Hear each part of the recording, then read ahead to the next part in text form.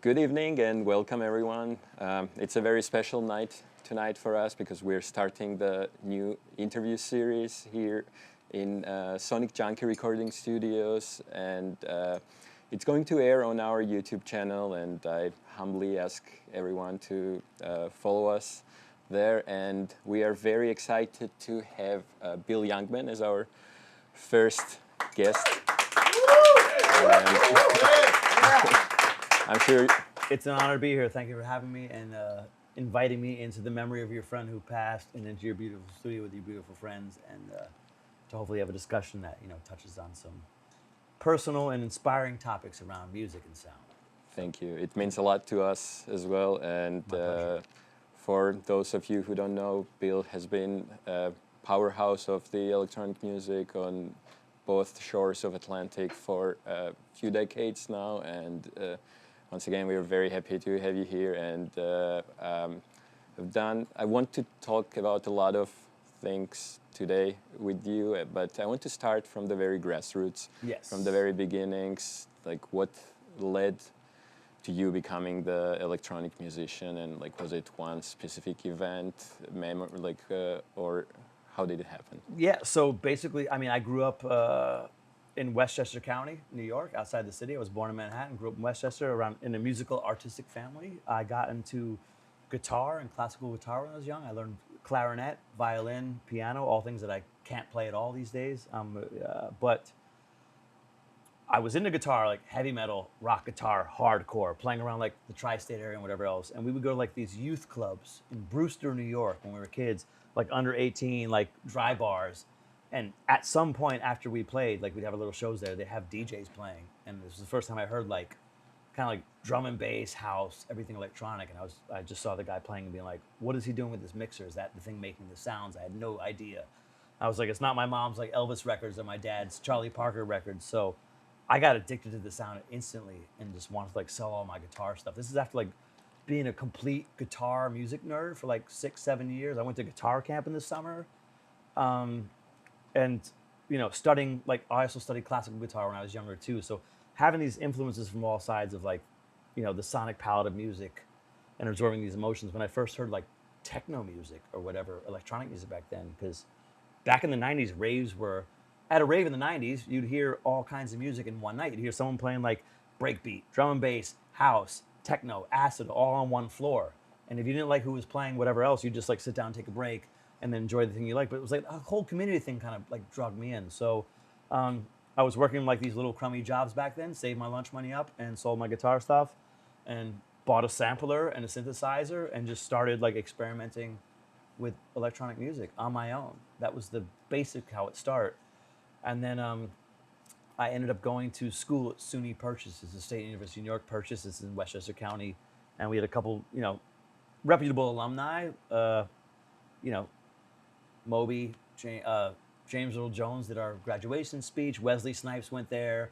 A lot of like the modern and ballet dancers. It was a mixed media art school. Went on to like Alvin Ailey and stuff. Like so, it was this inspiration to being around all those people really pushed my art back then, and I was able to create with no boundaries at like a young, tender age and experiment. And that's how I got into the university. I tried playing guitar and showing them my songs, and they wanted to hear my experimental electronic cassettes of me like making non-quantized, like IDM mixed ambient atmospheric strange house tracks at the time. So way before I found like any direction I was going into, I was just kind of like poking around, making a bunch of things and just playing it for friends. And that's kind of how it started.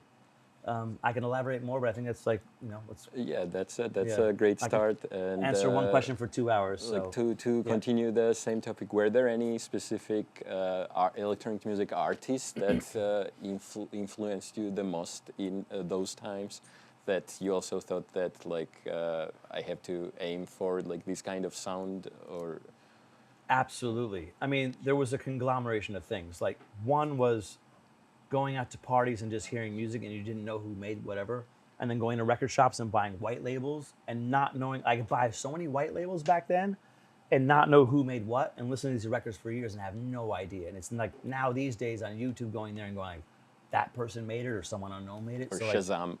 correct, or having no freaking idea. So, but the labels that really inspired me back then, one was Reflex Records.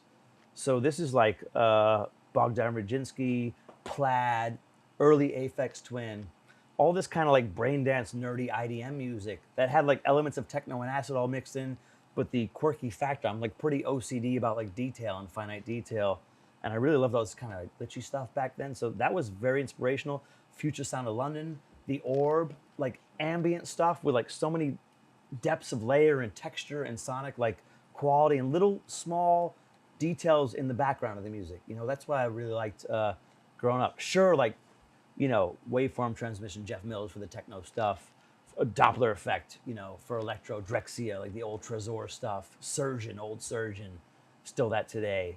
Kind of like Square Pusher, you know, because I loved jazz and classical, and that like is the first things I heard. My first record I did in 1996 for, if any of you know John Selway, he's a legendary producer in my mind, and my mentor. He helped me mix down my first EP when I was at university. This is like long story short. I was 17, 18, and I got my first review in a magazine like Mix Mag in London, and it said like somewhere in between Scorn and Square Pusher, like wish our arms were long enough to give him a pat in the back. And I read that and I was like, what does that mean? I was like, I guess they thought it was like charming, nothing groundbreaking, but like this guy in his bedroom, like with his headphones, trying to make something unique. And I was like, maybe I should continue doing this. So, yeah, the influences are very broad. I love classical music too, jazz, fusion, progressive rock, all kinds of heavy metal. And like, just, I have so much music I wouldn't tell you what I listen to. Some of it's like embarrassing, but like, I will now, like glam rock and like everything. Why not? Anything with like some melodic content, some energy, and someone feeling like they're doing it naturally from the heart and it doesn't sound forced.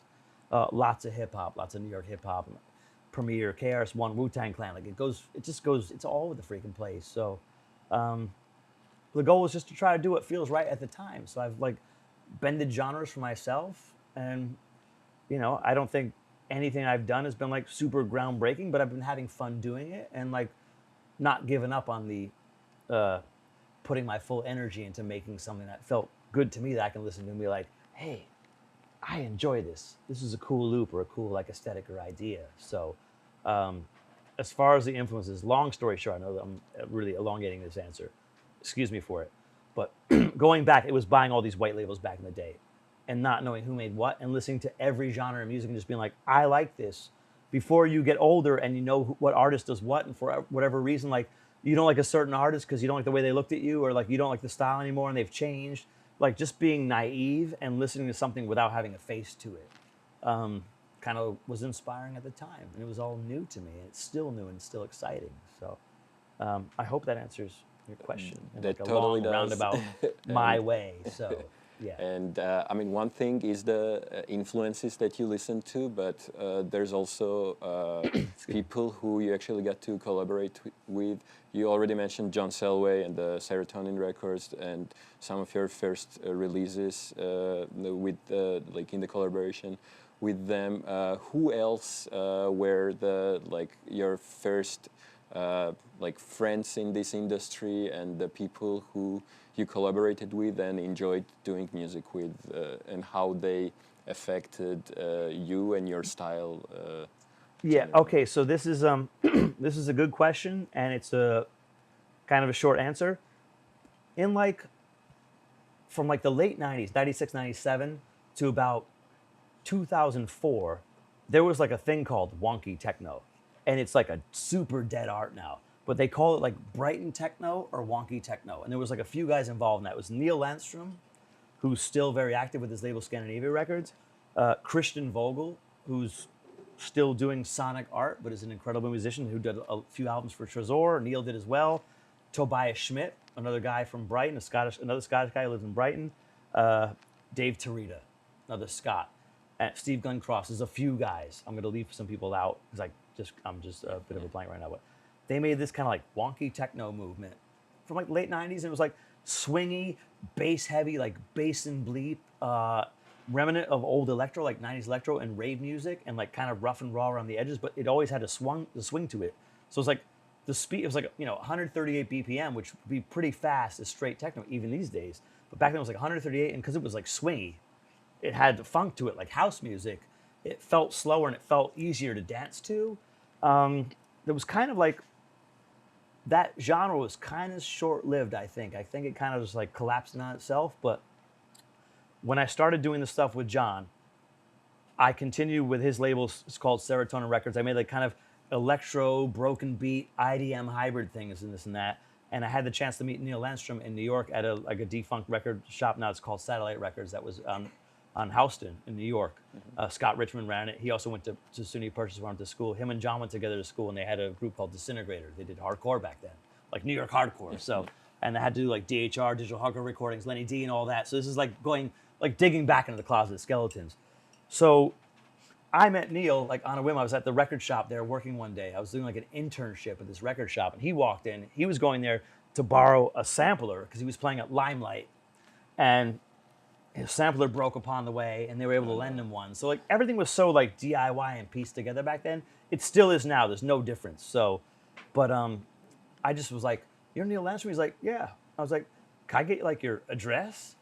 It wasn't an email address. He scribbled his address on a piece of paper. I put it in my pocket. I went home like holding my pocket, being like, "Please, ink don't wear off." And I was at Purchase. I was matriculating and living at school at the time.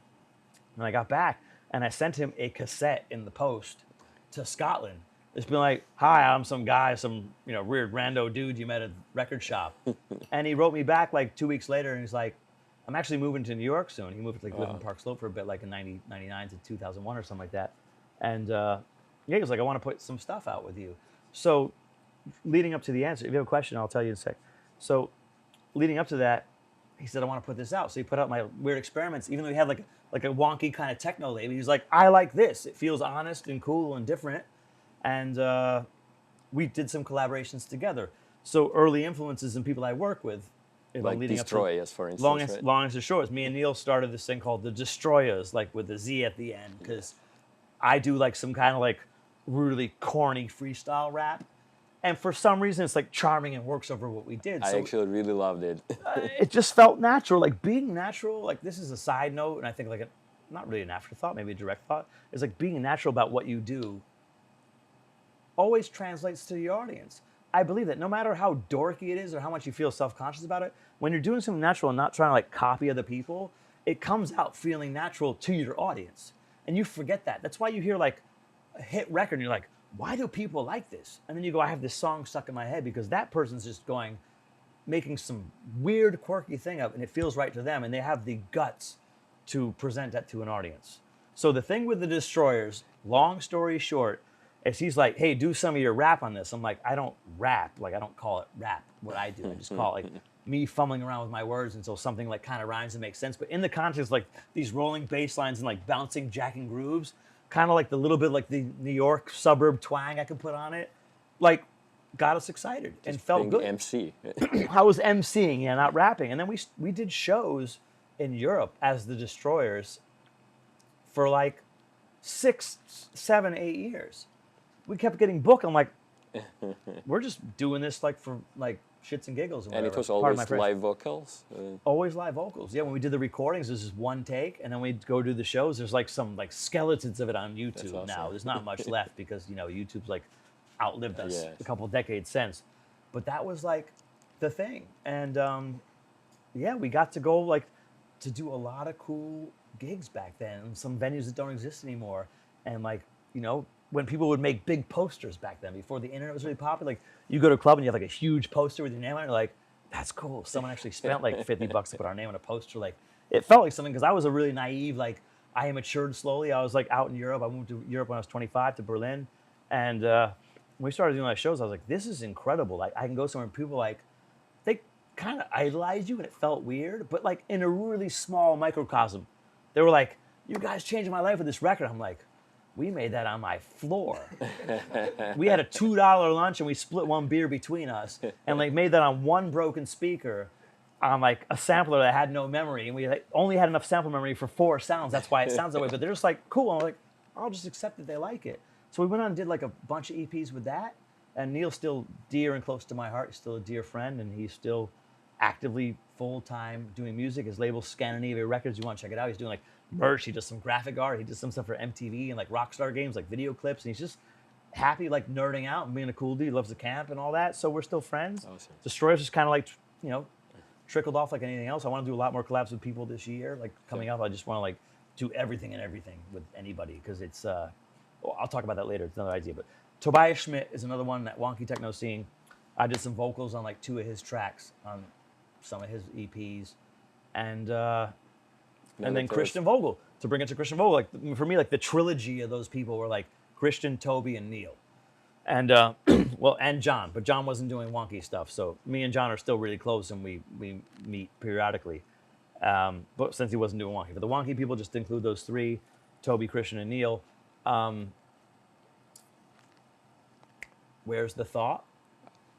Christian Vogel. I went to Barcelona in like 2004, and I'm hanging out with Christian, and he's like, "Yo, man, you ever record like your live?" Because I was doing my own Bill Youngman live sets, not just the ones with Neil, but my own with my hardware, with an MPC, Virusynth, Korg, my mic. Like I was doing the same thing on my own, you know. And me and Neil piggybacked off each other. So the live together was great because like he had so many great sounds, and most of my sounds were quite crap. But I had like added a couple beats, and like the mic was like my part of that because he really like got me hip to like what sounds sonically good. Because a lot of my sounds were like a bit wimpy, and you know I knew that, and I'm still learning. But Christian Vogel was like, "Have you ever recorded your live show?" And I was like, "No, it's so hard to capture that moment, that feeling live when you're playing with hardware and have an audience, and record like a 2-track version of that. Just jam it out and record it because there's always something missing. You make one error and then you want to do it again."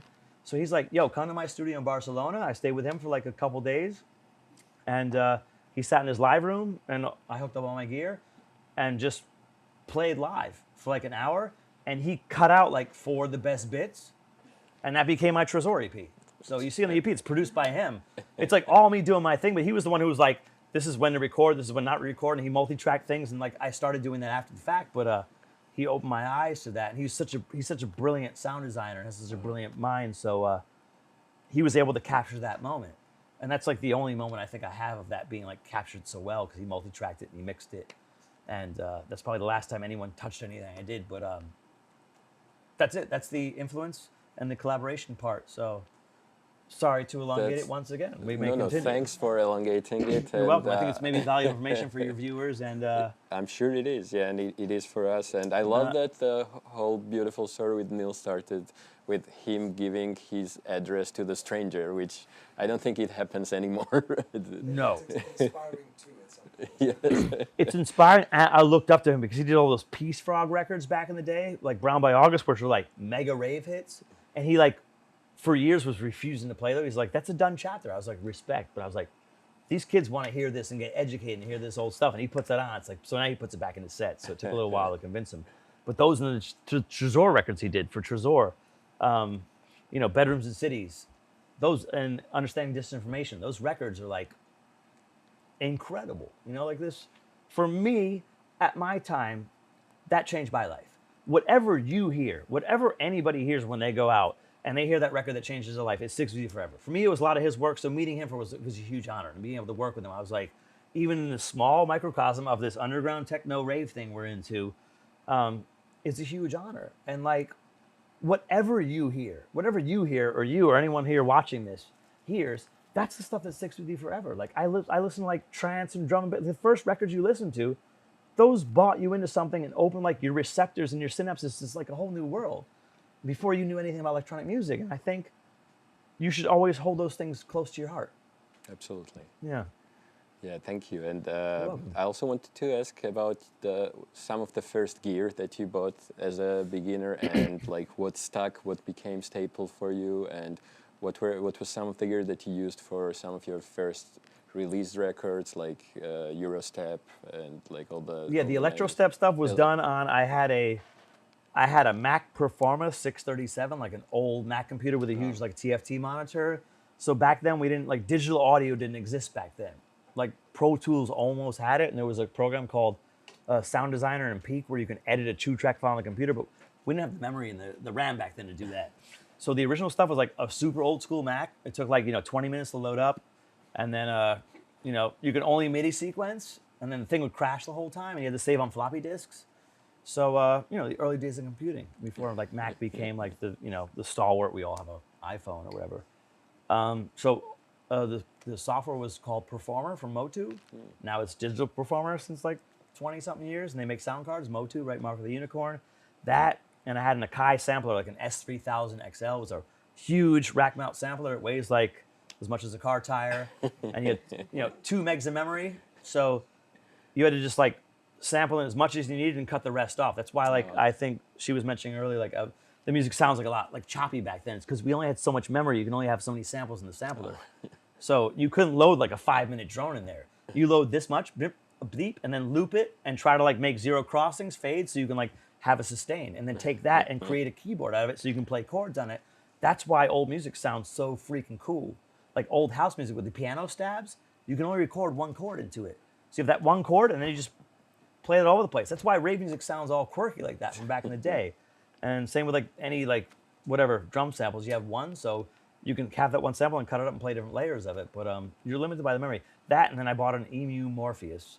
EMU made like this synth called the Proteus. It's like an old, it's not FM modeling. I don't even know what it is anymore. It's like a airy, ambient kind of sounding synth, old school. And you had just something like pretty cheesy presets, a tiny screen like they all did back then. Like editing it was a complete nightmare. So if you found a preset you're like write it down. Preset 3, that's my trance sound. Preset 4 is my funk bass, and you just make like all your ideas out of those sounds for a while because it was just such a pain in the butt to change the sound. So prehistoric as it was, and I always used a lot of guitar pedals in music production. Yeah. Like that's something I guess everyone's figured out by now. But back then, because I had still some leftover guitar equipment. No guitars, no amps, but like a delay pedal and a reverb pedal, distortion, like a distortion pedal, like a Boss heavy metal pedal. I was just like, how's this sound on this? And they're like, is that allowed? Can I do that? Does it sound terrible? But there was no point of reference, when you're just like experiment, locked in your bedroom trying things out. So yeah, things have changed. Now it's all Ableton and some hardware. I put the hardware into Ableton, and in the end, I'm just standing in front of the screen. And also, I feel like those chopping that you mentioned earlier, the digital world is trying to recreate those chopping with all the tools that we're giving today and trying to kind of resemble the older production. Back in style. And see all those like a small mistakes and like the glitches that the older equipment had. Yes. We're trying to recreate that in a beautiful new equipment that gives us this perfection, but we want this kind of mistakes to happen. That's a great point, and that's exactly true. That's why there's so many plugins that emulate tape. For example, because we don't record a tape anymore. Everything's digital in the box. And the timing differences with old gear, especially like the old drum machines, like an 808, the timing, the clock's never perfect. So it sounds humanistic. So when you listen to an 808 on loop, your mind, your synapses react to it being like played by hand because it's not perfect. The computer is so perfect and locked in. So this is why in computer software, it's as amazing as it is, it's hard to get that funk and that feel, that flow. And this is the thing with all those units back then talking to each other. Like you have a 101 synced up from the cowbell sync from the 808. So every time the cowbell hits, the arpeggiator starts or whatever else, the next note advances. All these micro timings make things funky. So all that music sounds like, sometimes for those of you who mix vinyl, a lot of you hear like, you play those records with one another and you have to keep nudging the record back and forth because the timing's so off. But if you play it alone, you're like, this is good. Even if it's a crap track, it still sounds fun and flavorful. It has a texture and a vibe to it. That's maybe difficult to recreate.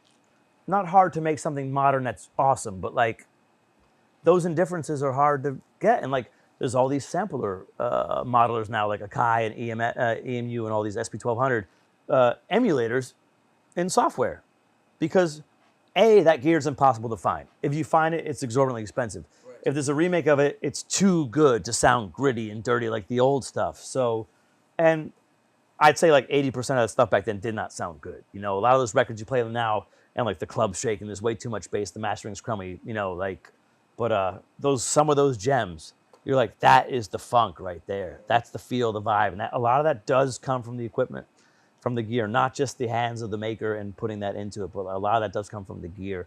Just having these slightly micro timing like adjustments that. So the equipment calls it human error, human experience. Trying to recreate. I like that. That's a good alias for like electro project. So yeah, all yours.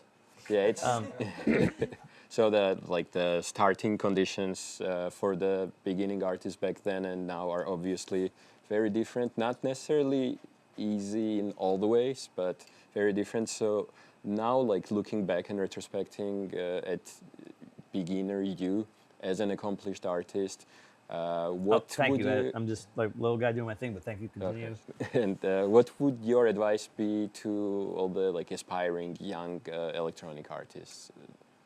Well, my advice would be, I guess, push what feels right for you. Make an effort to learn and spend time. These days, with all the resources we have on the internet to learn how to use things, in one case, it's good to have a solid foundation and a base for what you're doing. To know, I think, as I come from a music theory background, and my theory sucks now, but as I used to be able to sight reading, everything else, learning what things do, like just for like the general understanding, instead of like there's one side to just turning all the knobs until something cool happens. That's like, I think, probably still how I make most of my music. It's just like closing my eyes and just going like, I like that, and grab a sample.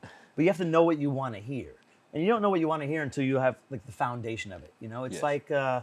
it's like painting, like oil painting, and like you haven't mixed your colors right, and like your canvas is not stretched properly. You know, and you just keep throwing paint at the canvas. There's a moment where you have to stop. There's a moment where like if you put too much paint in the canvas, you can't take it off. And in the computer music world, now with programs like Ableton, which I proudly use or whatever, this is nothing, I guess, easier Yeah. for like idiots like me to understand. You can always remove things and put them back in and whatever else. But like the general foundation, because the music scene is so competitive now, where everyone can get so good so quickly with minimal tools, which is awesome because creativity is for everybody. Whatever you want to create, like having the opportunity to have tools that aren't expensive to be able to create is freaking amazing. You know, like that is hands down so good. Back then we had to buy stuff, you know, Yeah. a lot of things, and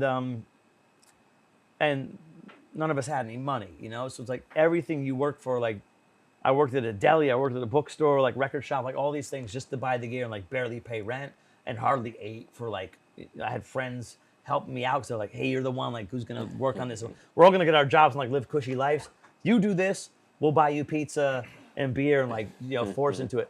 But get good at the craft, get good at the art, and get good at what you do and play it for your friends and family. Play it for people who love music, who know about production. Play it for people who like are just like go to clubs, and play it for people who've never heard this music and get feedback from everybody. And that feedback's so valuable because they can sense the honesty behind that. And I still do that now. Whenever I make something, I play it for like those people who are into it, who know what's going on. Somebody like, oh, the production's crappy, fix that frequency. And then someone else goes like, I like this part. I go, why? They go, I just like that sound that goes, you know, like this Yeah. hook sound. And then someone else who hears it goes like, not my thing. Or they're like, oh, I hear what you've done before, but I kind of like this one. Why? And they can't put it into words, but like just getting that feedback's good before you just release stuff right away. I waited like a couple of years before when I was making stuff to get someone else's approval before I released something. Otherwise, I would have had no point of reference back then. I had no idea. I was just like, someone goes, "You gonna release something?" I was like, "What do you mean?" Like, I'm just making this stuff and putting it on cassette and playing for people. Like going to raves and like after the rave, I'm like, "Yo, get in my car and listen to my cassette." They're like, I don't know. I was like, "Just get in the car." They're like, "Oh, that's cool." I was like, "All right." It's like what to do with it. I just was so oblivious. But get good at a craft, but also don't worry about experimenting and just turning all the knobs and just effing things up like until you hit something where you're like, this sounds good to me. And over time, the more you do that, the more you learn these routines. Whether or not they're like musically or scientifically correct in the audio world, that does not matter. Most people who have like made cool music that has resonated, I want to say good, it's all subjective. Most people have made music for like an audience where like they feel something back from it. It's like the weirdest shit, you know, ever. And they're all self-taught. You know, like David Bowie's, like everyone's Jimi Hendrix. Everyone's like self-taught. They found their way and they found their own, but they love music and wanted to dive into it and wanted to commit enough to it. And the other point, if I don't drag this out too long, again, excuse me for that, No, feel free. is the thing of just like going with your instincts. But also, I'm a firm believer of sacrificing your time for your art if you want it to work. So, sure, some of us need to work 3-4 jobs to pay rent. We live on planet Earth. all of us who are sitting in this room right now and who are watching this have an internet connection, electricity, so we're all completely blessed, and I'm grateful for every day. So that's something that's really important to me, that everyone has a chance to do something, and that's a whole nother topic for another time. But like in my like pacifism and like trying to make the world a better place and like trying to do my part of just smiling at strangers, I think if you have the ability to sacrifice for your work, do it at least once in your life. Like, I don't want to say like quit everything and like, you know, ruin everything you've worked hard for and like your relationships with your friends and like your work and stuff. But if you can like cut down your time doing something for other people and do that for yourself, even if it involves cramming, like make your best effort to do that just for like a year or something like that, or half a year. And I started all this while I was working 2 jobs. Then I went to university and worked, and I also like DJ on campus, but like I worked for that. And then when I finished, I worked 2 jobs, and that's when I started I put out the records in school. And then when I went to, I just always worked. But like when I had like a couple hours free, being like, hey, I'm getting older now, I'm turning mid-20s, I felt like I was already like past the prime for doing electronic music, and that was in the 90s, which this is still here. I didn't know. I was like, oh, this is just a phase. Like rave music's I've got to figure out to do something else in the next 5 years. So I'm 26, 27. Like there's no rave music. I just was like, oh, it all happened in the 90s. No, it didn't. It's much better Not now going and different. anywhere. And I love it now and embrace the whole thing. And it's absolutely incredible. The experiences and the people you meet and like sharing this right here. I know that the cameras can't see, but there's some of us here who are hopefully enjoying this discussion. And we all share like minds of doing. But I made most of my best work for me. My personal best stuff was made after like finishing an 8-hour day job, a job I hated, putting on my little machines and playing around, being like, I'm not going to bed until I feel satisfied with something I created artistically. Otherwise, I would feel like the day I didn't accomplish something. So that struggle can be there. But also when I decided to leave that all behind, I suffered heavily financially. I mean, I still do. I'm a self-employed artist, you know, like there's no money in it. But like, I make a solid effort to put so many years in doing this, where at some point things come back around to you. You know, people were there at the beginning of your struggle. Someone helps you out later on. You help them out when you can. This kind of like communal thing. So I think sacrificing more time, even when you don't want to do something, forcing yourself to go like, I'm going to sit at my computer software or my sampler and like just learn something about it today, or make a couple sounds today. Just like write a task down, like a few tasks down, and like cross them off just like you would like your laundry, your shopping, and like doing your taxes and like answering some email to the phone company you don't want to do. Treat it like that, you know. Treat it like a little bit like a business. Focus on it, and don't lose the fun in between. You know, don't lose the naivety. Naivety. Thank you. That's always a tough one for me. As a native English speaker, English is very difficult. So that's it. Like, always make sure you have the fun in it. But like, keep in sight that in today's day and age, approaching people is different for me. Maybe not for you because you're younger. But you know, keep making it, playing it for people, and sharing it with people. And share things in a nice, respectable way. Don't blindly send people demos and go like, check it out, it's my track. Or you're gonna love this, put it out. Like, just put the human touch on it. Like, I get a lot of demos from people and they're just like, yo, check it, this is gonna fit your thing. We gotta collaborate. It's like, delete. If someone like doesn't put your name in there, they don't have like 2 seconds to like change the name from their mass email, like something's wrong. Like, you can't be that like aggressive with things, because even it might be the most brilliant thing in the world. But if someone can't hear it, and with the mass amounts of social media and internet and sharing, it's so hard. That's why the being in the scene, in your scene, and being around a community and sharing that with people is so important. Because over time, someone starts their crew, they start their thing, and they go, oh, my friend makes music. Check it out. And they actually listen. And they after party at someone's house and put it on and go, what's that? Someone goes, that's cool. I run a club. I'll book you. Cool. And then an audience shows them and goes, who's that playing? I like that. And they go, we want to have them too. Then they play. Then a record comes out. Then they're touring. Then they quit their job. And then they go, good, I put that extra effort in. So in a nutshell, like, it's a crapshoot. And we don't know what's going to happen in our lives from day to day anyways. So why not like give the art a shot if you feel passionate about it? Yeah, the natural process. And that's kind those of, are very wise advice, and thank you for them. And I also wanted to ask about New York City party scene. I've been hearing that it's been like radically different from what it is back in the 90s and early 2000s. What would you say, and like how they are different and how it was back then? Well, I caught the end of the rave scene in New York, so I'm not an OG original. I was too young for that back then, but I was able to go to the Limelight a few times, like in the '90s, which is great because Tresor in Berlin, they were doing parties at the Limelight, so they had like I just said, Neil Landstrom, Christian Vogel, like they had like Tresor artists coming over. So I caught the end. I didn't experience like the Limelight in its heyday. I have no idea what that was there. I've seen the books, and and I wasn't at Studio 54. I'm not that old. So, but like we go to like Limelight, Twilo, and then you have like all like the Liquid Sky parties, the drum and bass parties in Alphabet City, and what was the name of the club? I can't even remember. But we just go to like random parties and random warehouse waves back then, like from like mid to late '90s.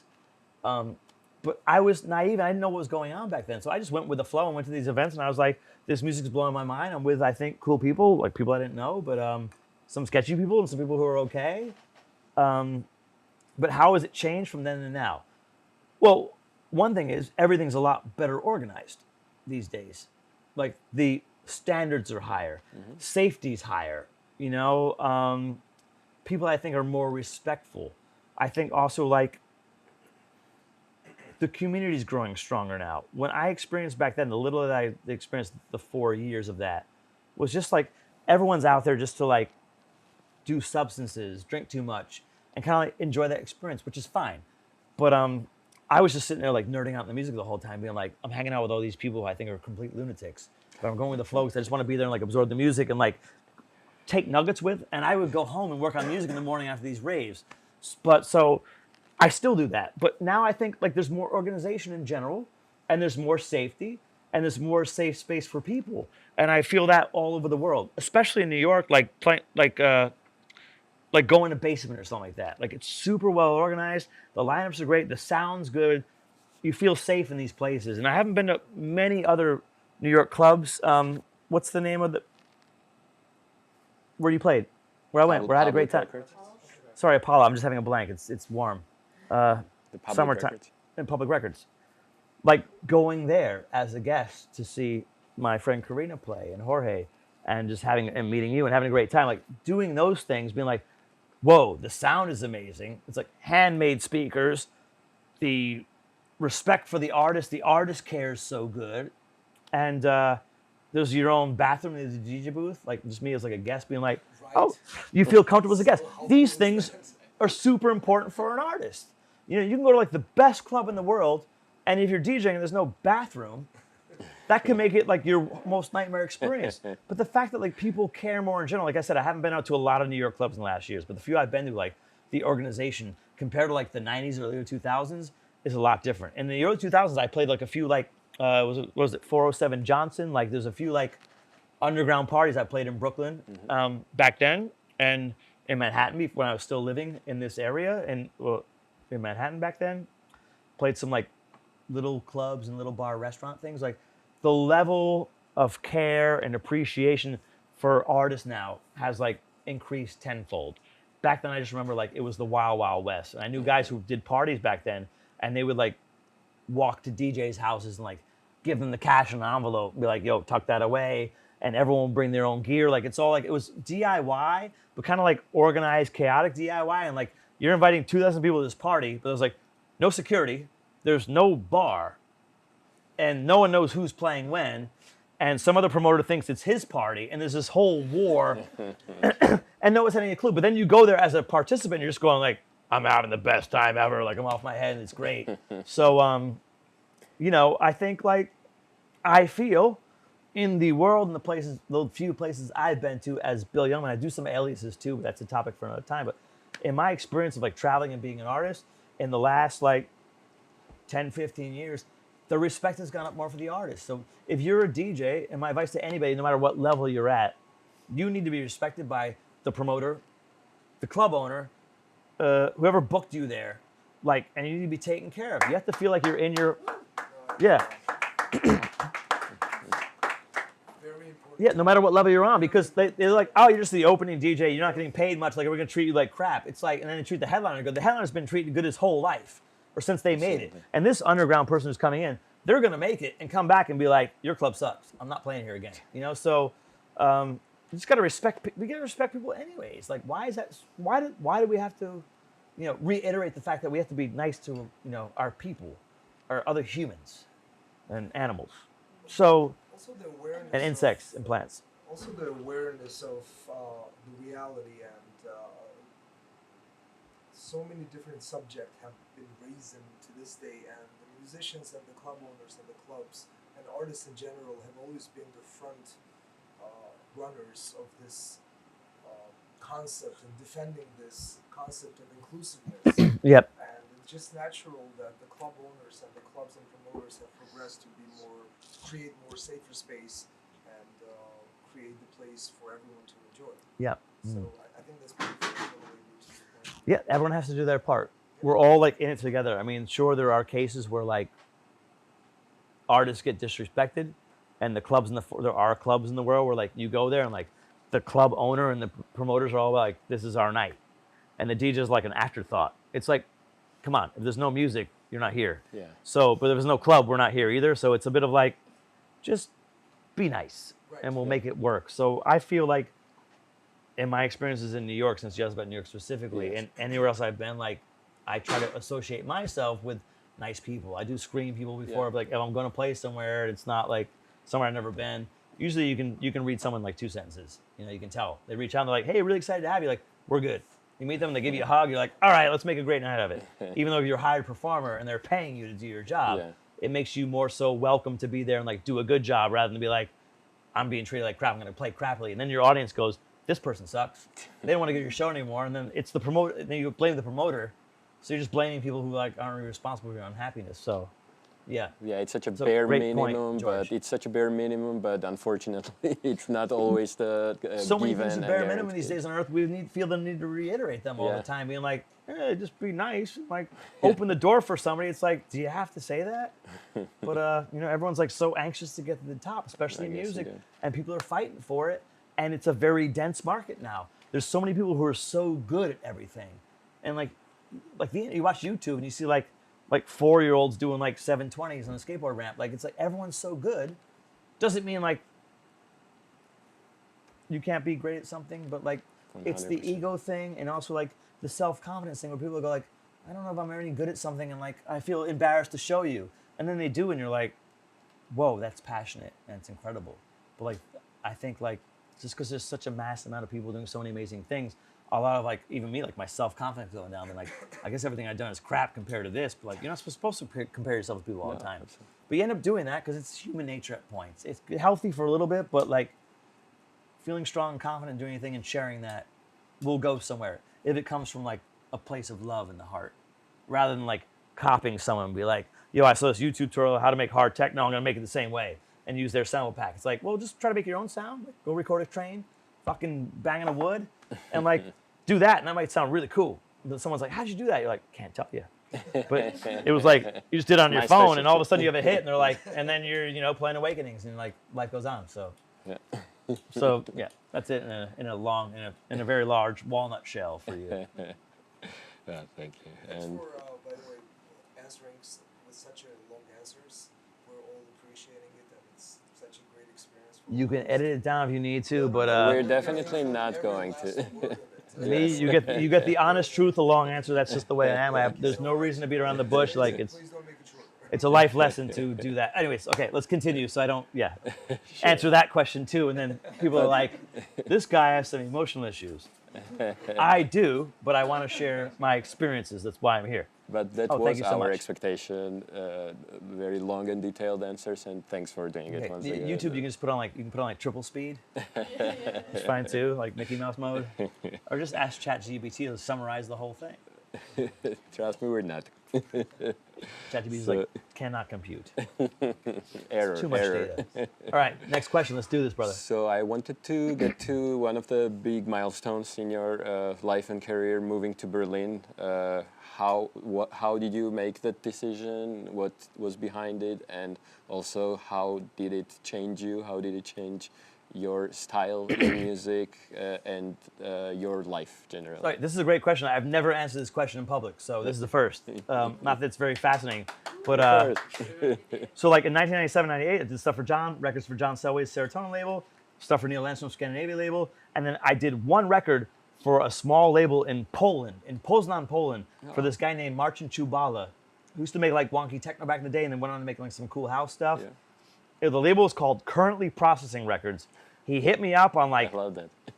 like Hotmail back then. He was like, "Hey, I love your stuff. Want to make a record?" So I was doing this kind of like halftime drum and bass, quirky electro stuff, and I did a record for him, and a small little record, and this one track called Kalimba, like a kalimba. It sounded kind of nothing like that, but it was like a halftime drum and bassy thing with this like, kind of kalimba sounding thing on my Axis Virus synth.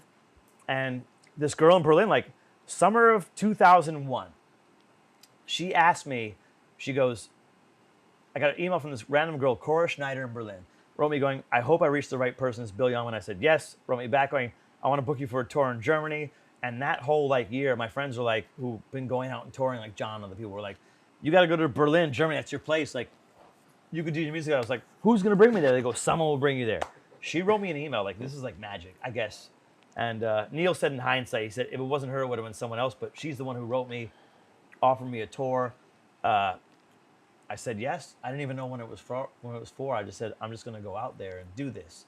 So she booked my tickets. I went to the Air France office in New York, went to pick up the tickets. They said they didn't have it under my name. And I was like, okay, this is a hoax. I guess my dreams are shattered. Oh, no. I'm going back to work at Borders Bookstore, which I was working at the time, and the record shop, like packing boxes. I worked at Inner Groove, and for Neil's wife, actually, I worked packing boxes. Long story short. So, and I was like, look again. Can you check? Like my first name, William Bill. And the lady's like, I found it. Gave me the tickets. I went home and like showed my mom and dad. They were like, those aren't real tickets. I was like, looks like a real ticket to me. A couple months later in October, I went out to Berlin. Landed there, no one was there to pick me up. I was The ticket worked, right? Ticket worked. No one was there to pick me up, and I was like, well, cool, I'm in Berlin, this is amazing. I've never been to Europe. I never left the country. I was like, this is cool. And no one was there to pick me up. I was like, I don't know, I guess I'll just hang out at the airport for a month and then go home. Finally, this girl with a shaved head comes running up, shaved head and piercings, with a Trezor keychain hanging out of her back pocket. Nice. She's like trying to talk to the gate. I'm like, yo, you Cora? She's like, Bill! Big hug. We get in the cab, like an old Mercedes taxi. I'd never been to Europe, so I had no idea. I was like blown away. This guy from like New York and the suburb surroundings, and we drove through like rainy Berlin, 2001, on a rainy, stormy morning in this Mercedes cab, looking around the sights. It looked so brutalist, and I was like, this is like freaking rad. Like this is more than I expected. I feel like an energy here and a vibe. This I is just techno. thought like techno and driving by like warehouses, dilapidated buildings. Before any of you been to Berlin, like in the last 10 years, before everything got like renovated, everything was like brown and all like, you know, just cement. And I was like, totally. I mean, So I live on Karl Marx Allee in Berlin. It's the Soviet buildings built. The Stalin's present to Berlin after World War II. So it looks just like Moscow or St. Petersburg. When you land, those same buildings, it looks the same. So I don't want to tell you where I live. There's a movie and my house is in it. I'll leave that out. So it's the Queen's Gambit. The end scene is in front of my house. So there you go. If you want to see me, there's like a park in the end. So that it looks like Russia, and they wanted to depict Russia, but it was cheaper to film in Berlin, so they did it there. So or maybe easier, less permits. So come visit me, guys. Come visit me, internet world. So she bought me out, brought me to her place. She was living like Kreuzberg Neukölln. They call it like Kreuzköln now. Yeah. So went in her place. She had like a big guest room, everything set up for me, everything I needed. She's like, I got to go to work. She had a record distribution company called Possible Music right around the corner from her house. She's like, I'm going to pick you up about 7 for food. I just sat there and I was like, I'm in Berlin in this huge, nice apartment, and this city's crazy. And I told her when I first landed, I said, write down a couple sentences in German. I speak fluent German, pretty fluent. Now And you do, right? But I do back now, then, yeah. And she wrote down a couple things, and like every day, I was there for a month at hers, and every day I would like go out and like ask for something in German. They'd be like, yeah, and respond. I'd be like, Danke. I'd be like, and they start small talking, and I'm like, But I was like, I felt like at home, because I'm like kind of like a bit OCD with organization and like time, like, you know, a lot of the German stereotypes fits me perfectly. I fit in there. I have like great long-term German friends. She brought me out. The first 2 days after I got there, we flew from the old Tempelhof airport which is now a refugee center and a park. In a park, yes. Flew from there. You went to Tempelhof Airport. It was built during the Third Reich. It's very dark. It's very cold. You go in there. There's like 2 German police. You put yourself through a security belt. There's no other check-in. You just walk out on the runway and get in the plane, like really old school. And I was just like, this like is bringing me back. But I feel like this kind of weird, brutalist energy, even though that airport doesn't have a good history for the most part. Although the Americans, the Rosinenbomber and stuff, we're not going to talk about wars, please.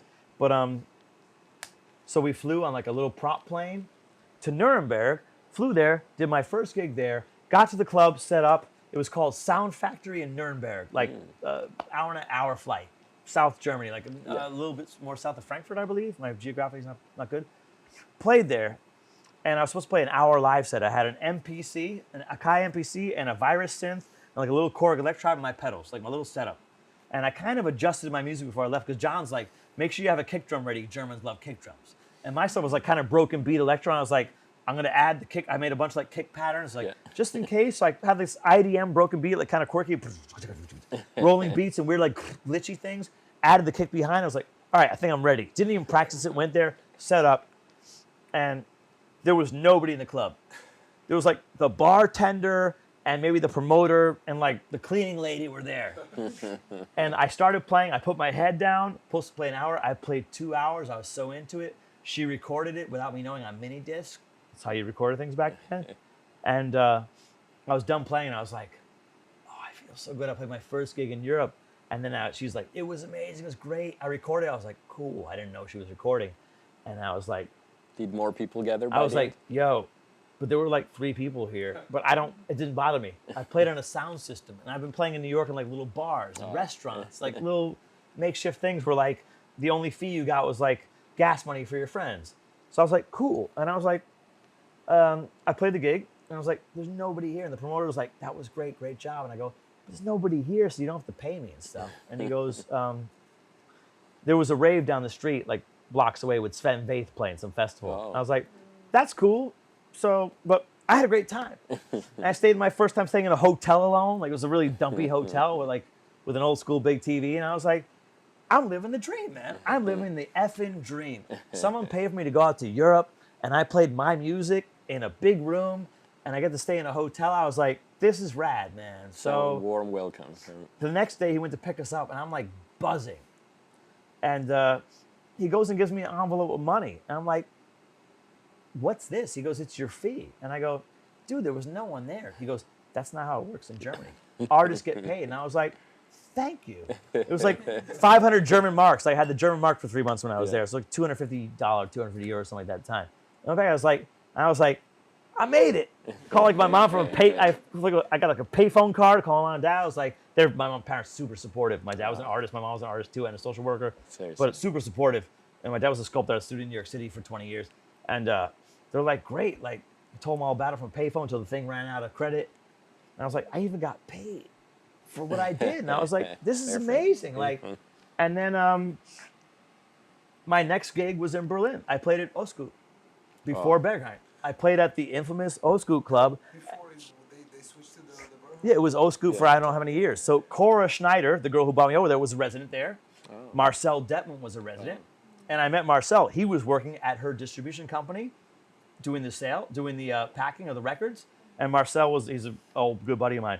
He was working at Hardwax, and he was resident at Osgood. So he was already he cemented his place. But I played at Osgood, walked in there, and Cora's like, I mean, that's I don't know if you're ready for this. I walked in there, and I was like, this is what's up. This is bizarre. Like, this is the first time I saw like bodies and lights and music and movement and things that are too rated X for this interview. Yeah.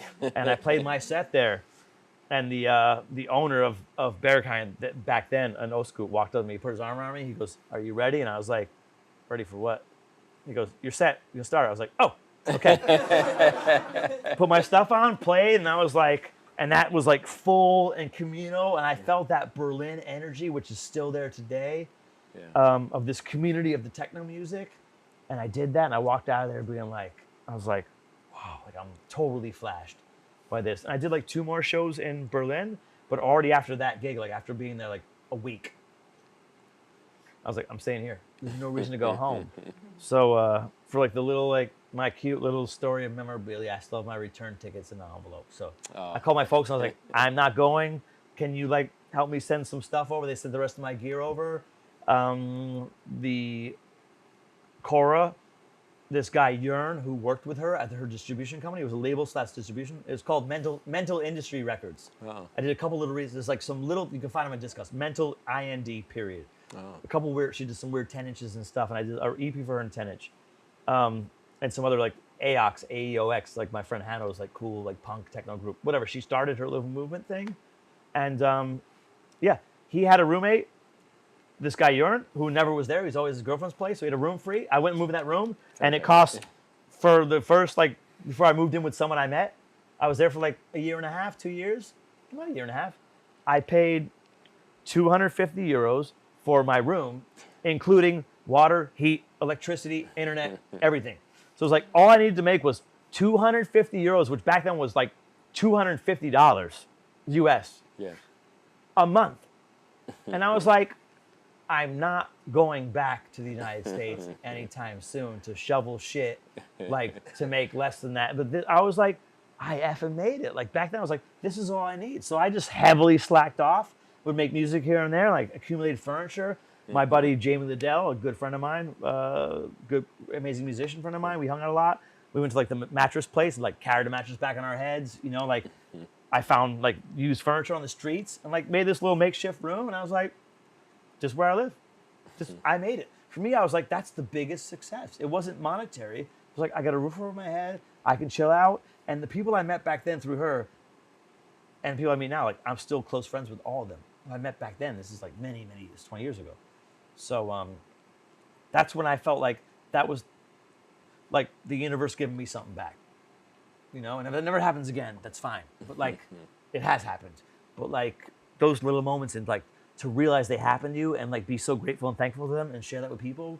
So yeah, I just stayed. And the fact that she recorded that set that I did in that empty club, she started sending that out to promoters like in like Saxony, I don't know how to, like Lens. Thuringia, Tübingen, like these areas. She started sending out because like the East Germans were like into like that wonky techno kind of swingy heavy stuff. Sending them out, and then gigs just started trickling. Then I was like playing every weekend, doing Bill Youngman stuff for a while. Perfect. So I took a little hiatus, but whatever. And I was like, I guess like it was the right decision to stay here because back then people couldn't pay for a long haul flight. It was like out of the question to pay for a long haul flight to come play some like little club in the woods like in Thuringia or something like that. Yeah. But then I just started doing that, and then that's when I started the MC thing. And and then the thing with Neil, like it was like, oh, I just like no one knows what I'm saying, but they like the flow of the words. Yeah. And sometimes that's all you need. Like on the way here in the car, we were talking about a lot of hit songs. Like it's just someone mumbling, and you're like, it's stuck in my head. What are they saying? Nothing. But it's stuck Just in my catch head. it. And that's like kind of how I'm starting to work on, side note, new Bill Youngman stuff now, which is like a mix of all that and like my experience and whatever else. It's something for the future, but I want to get back into it, doing like some kind of like maybe the more modern version of that in some shape or form. But I've been inspired to do it lately. So there's the long answer for you, and I'm not sorry for it this time. Yeah. So a lot of your big releases are through Kill a Kill. Correct. Can you tell me how that partnership happened? Absolutely. Okay, Nico and Katinka, a couple who run Kill a Kill. First it was Nico, then he met Katinka, and they have a lovely relationship, a marriage and children, if I may add that. Nico was doing a small party in Berlin in a little tiny club in Berlin, Friedrichshain, and invited me to play once. And he invited like a lot of like, he kind of had his ear to the ground and invited people he liked, like Jamie Liddell, like he's a big, you know, 5 records on Warp. He did a little tiny show there. This was like a club for, the club was called Raumklang, which means like sound room. Raumklang was like this little tiny club that somebody built at some point and changed the ownership. It was about the size of this room. For those of you who can't see this room, this is like what, like 20 square meters. I don't know what that is in square feet. But the guy built speakers in the walls and made a perfectly acoustically treated room, like with perfect sound. So no matter where you were in the room was called room sound, you heard the same sound. You could be anywhere in the room and the sound sounded the same. It wasn't too loud, but like you had clarity in all the frequency range no matter where you were. He was able to rent this club and do his little parties there. and he called them Sweat and Error were the parties. I still have the flyers. And he had like Jamie Liddell, myself, Christian Vogel, like my heroes and idols played there. I did a show there, met him, and he did a couple there, and that was it. Then we lost touch for a couple of years, and then he just hit me up one day going, hey, I'm starting with a label called Killer Killers, putting out things I like. And, you know, such a wide variety of like electro, acid techno, house. You know, you put like Franklin DaCosta, Alex Cortex, some things from myself. I think Neil was on there too. Can you think of any others right now? I'm having a blank. But there was like, check it out on Discogs, Kill Kill. Amazing label. It reminded me of like the early old school days of like a DIY label, putting out music that was like every track, every EP was like a different experience from different artists, not following a trend being like, this is only one style of music the way through, but like following, like just opening up different avenues to different genres, like and being like a bit more experimental and open. So he was open to put out all my like kind of like more experimental stuff, although I'd always have like one track that was like dance floor friendly on there. But yeah, great label, close to my heart. He's still a dear friend.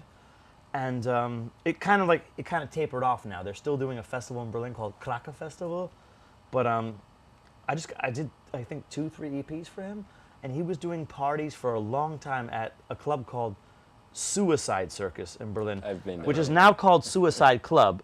If you have a question, hold it.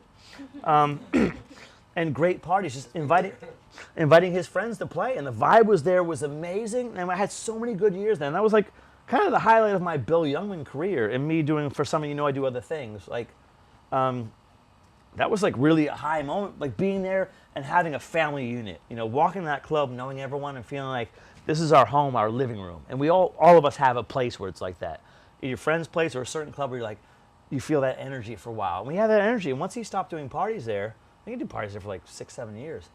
After that, like it kind of just dissolved for whatever reason, you know, new ownership or whatever happened. I'm not even sure. You know, that kind of family broke apart because a lot of people you see when you're out partying, you connect with, and you make organic connections with these people, and they're truthfully and honest, but you don't always make an effort to meet people privately. Yes. And that's okay. We have acquaintances, we have superficial friendships, we have really close ones, we have our dearest and nearest. But like in that whole scene, I felt like going there, and I was there like every week, every other week. I could just walk in there and feel like I have a home away from home. Also, it was a 10-minute walk from my house, so that also helped. But playing there was like super exciting because, you know, you had your locals and people would just kind of like come in randomly to see the thing. And at the time he did that in Berlin, it was like, I guess it was like 2008 to like 2016, 15, 16, maybe not that long. That time in Berlin is before Berlin got kind of, I don't want to say like overly, are we good on the lights and stuff? Overly gentrified and whatever else, or like just changed. But like that time, I think, in my opinion, there were like a good amount of like people who were just into electronic music who would show up and not be there for the fashion of it. Yes. You know? That's before like kind of techno got fashionable worldwide, which it still has its organic connection and the fashionable part. They've all kind of intertwined due to our world today, which means there's like tenfold more people who are into electronic music, which is amazing, but everyone finds their scene. And for me, just personally back then, it felt like a little community there, because if I went there on any night, I'd be around like 20, 30 people who I've seen multiple times. And we've shared deep conversations about music and life and philosophies and enjoyed the music rather than just being like, hey, I saw you here before, you come here often thing, or like, I will buy you a drink at this point. So that was one of my personal special times, but we all have those special places where we feel at home and comfortable. And I've had that sense in different places, like at Tresor, for example. Yes. But that was Killer Kill. And I personally think those are like some of my best musical output. Because I was in between like knowing a lot about production, but feeling natural in my composition and my approach to music, being like, I can freely do what I want for Nico, for Killer Kill, and he'll like it or not. But his liking it was pretty much, his taste was so good that he'd be like, this one's not hitting. And I'd be like, you're right, you know? So like, I just make a bunch of things, like throw them at the wall, see if they stick. And he was, you know, up to put them out with really nice artwork. He had this guy named Flexen doing the artwork, like Flexn, and kept like the artist artwork consistent through all the releases. And there's still a couple Killer Kill releases coming out, but it's just not so prominent. It doesn't do Club Night anymore. But that's it. Yeah. I hold those close to my heart, and I want to get back to making some things like that, like crossing the boundaries between like IDM, electro, and still dance floor, and still fun and quirky, and still like slightly melodic and also heady. You know, like that's kind of like what I feel when I listen back to those. Like they're still timeless, and most things I create, I can't listen to anymore. You make something as a producer, a lot of people know they produce. You make it, you're done with it, you heard it so much, you've edited it so much, and by the time it's out, you're like, it's delayed by the label, and you're kind of frustrated, being like, you know, you lost the moment for it. Those releases, I still listen to them being like, this isn't bad. I think I did okay, you know? So I think as a producer, anyone will have those moments being like, there's something they really enjoy, and other things going like, do not play that track. Even if it's their favorite track at one point and people love it, they're like, I just can't hear this ever again. So Can't do this anymore. yes. But to elaborate on that, like how important it is for the young artist to link up with the right label at the right time, like for all purposes, like networking, just getting more knowledge and so on. Like how important it is to be under the wing of the like good and right label. You want to know something? In my observation and in my own experience, right now, starting your own label and even just doing it digitally or a limited run of vinyl or like a T-shirt, is probably holds more weight than approaching any label these days. Any label that's decent, that you like, gets so many demos all the time. And they have their lineup, their release schedule is so backed up, by the time you get something out, like, your career's over, you know? I just mean it takes so long where like you feel like you're jaded by it. So I think the best thing to do is put things out yourself. I've approached labels in the last like 10 years that I really like, and either there's no response, or it's someone I know who's like, yo, this is cool, but they have like 3,000 of the demos they're listening to. First of all, if you don't know someone, even someone you know directly, but if you know someone directly, they're still like, this is cool. But the genres and what people's tastes are change so rapidly that the best way to make your statement is to use the power of the internet and release the thing and share it with people. Put it out for free or just do donations or whatever. Like Bandcamp is a great source, a great platform to release music. And even like love it or hate it, streaming, Spotify, like, it has to be there. People have to listen to it.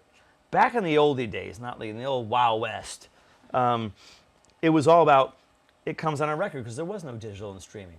You know, this is before Beatport started, you know? So it came out on a record, and you knew back then if you did a record from an EP, and I know that from doing the stuff with Neil, my own stuff, if you did an EP, you would tour for an EP.